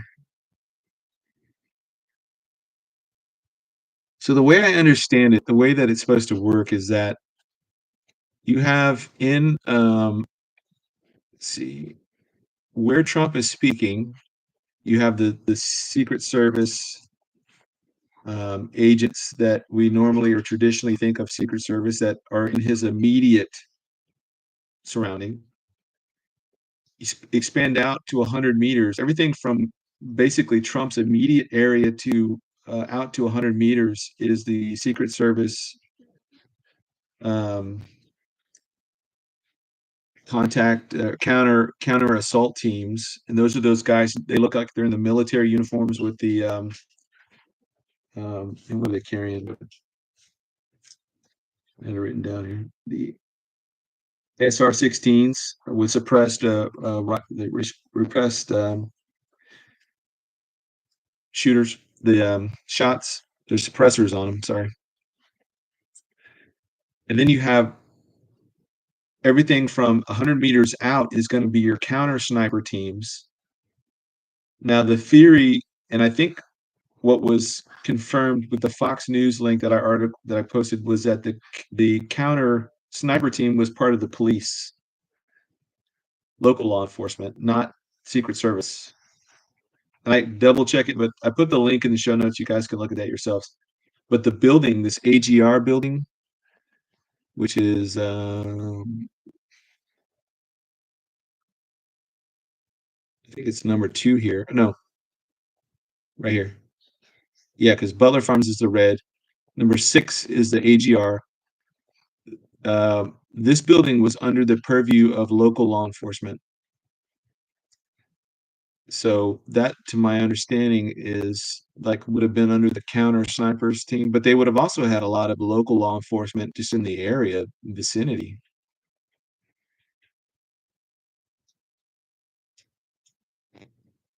Yeah, Allison, email that to me.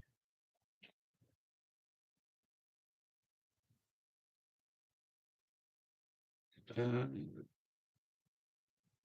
Titus, do you want to be a builder? There's a question for you, Titus. Do you want to be a builder during the millennial reign like on Minecraft? I hope to have a cut flower garden and butterfly gardens and hold garden parties. You're invited. Yeah, I think this is so yeah, I'm not sure about the water tower thing. I may respond. We can talk about that tomorrow, Kurt. I'm just not 100% sure on what they said. But the way I explain to him like what happens to us at the rapture is through Minecraft. So Minecraft, you have two ways to play it. You have survival mode, creative and survival mode. So survival mode is like normal life. You have one life. You got to feed the dude. You got to yeah. Well, you have to like eat to keep your energy and stuff. But like you have to get all your own resources. You got to find enough wood. You put the wood together, and it's all like real life kind of having to like build stuff. It's hard. It's way harder. Yeah, creative mode is where you can fly. You can't die. You can go underwater. You can see him in the background. He's in creative mode, and you're indestructible. And it's like that's what we're going to be like when they're after the rapture. In a way, right? He's still dying creative mode. Bubba News. Interesting that the VP pick is the first one with a beard in years. Rocking the beard. Yep. Tyler, Chooch, all Watchman River, all those guys sporting the facial hair. I can't even grow sideburns because I'm like 25% Indian. I can't grow any facial hair. I don't even have like hair on my arms. Like I'm just not hairy.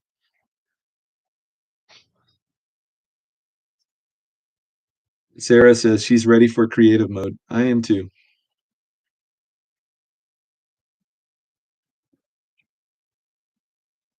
Andrea Houston says, I did see the VP pick. JD Vance, terrible choice. I don't know. My boy wants to mine massive gems from other planets. And you think about it, like you're going to be able to go to, you think you want to go to Saturn, boom, you can just think about it and you'll be in Saturn. And you won't have to wear a spacesuit. You won't have to, I mean, you're not confined to the laws of physics or the limitations that we have now. I don't know if that's simply because we won't have internal organs then. I don't think we'll have internal organs or blood. I think we'll just be flesh and bone. And at that point, you're not limited to go down to the depths of the Mariana Trench or to outer space. Like that pressure doesn't impact. Plus, we'll be, obviously incorruptible and immortal. But um, it does beg the question, like if you eat something and you don't have any intestines or internal organs, how does the food, I guess, just dissipates? You get the pleasure of eating, but none of the love handles or any other stuff, high blood pressure, any of that, which is it's a good deal to me. All right. All right, guys, I think that's it. I am gonna end this for today. Again, thank you guys so very much. Hopefully today was a blessing to you that the things that we covered, the things that we talked about. Um, again, fear not. Um, hold fast, eyes on Jesus. I'm stealing that from Tyler. No matter what the craziness that happens between now and election, like we know how this all plays out. We know how this all plays out. We have the Word of God. We are not post toasties. We're not worried about making it through the tribulation on our beanie weenies and are hiding out our bunkers. Like we know that things may get dark before, but again, if we look at what Jesus is talking about in Luke 17 and Mark 24, was it 37 through 38? It's going to be a time of normalcy. Things are going to appear normal. Then boom, then sudden destruction comes. And you can't have that sudden destruction if the world is already in destruction. So, all right, guys, love you all.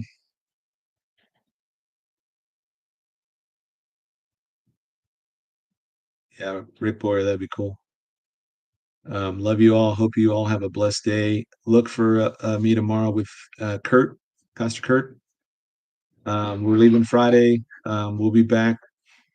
I may try to do a live on Monday from the coast. I don't know. It may just be like a short pre-recorded something, but I'll drop something on Monday. I'll have my fourth part of the Outlaw Prophet will come out on Friday, this Friday. And then we'll be back Thursday. And then that Friday, I'll be on with Lauren from Certainty for Uncertain Times at noon. And then at night, I'll be on with Lee on his channel. So blessings to you all. Thank you. Thank you. Thank you. Pray for us. Pray for Brother Dylan.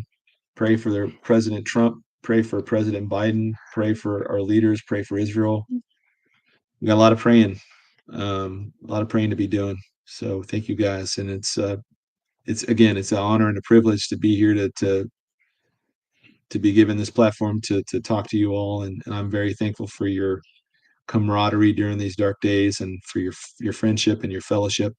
And for those that I've met in person at conferences or whatever, um, I love to meet folks out there. And for everybody else that I haven't met in person, I'll see you. And I'm stealing this from Chooch, here, there, or in the air. Right? God bless. Bang.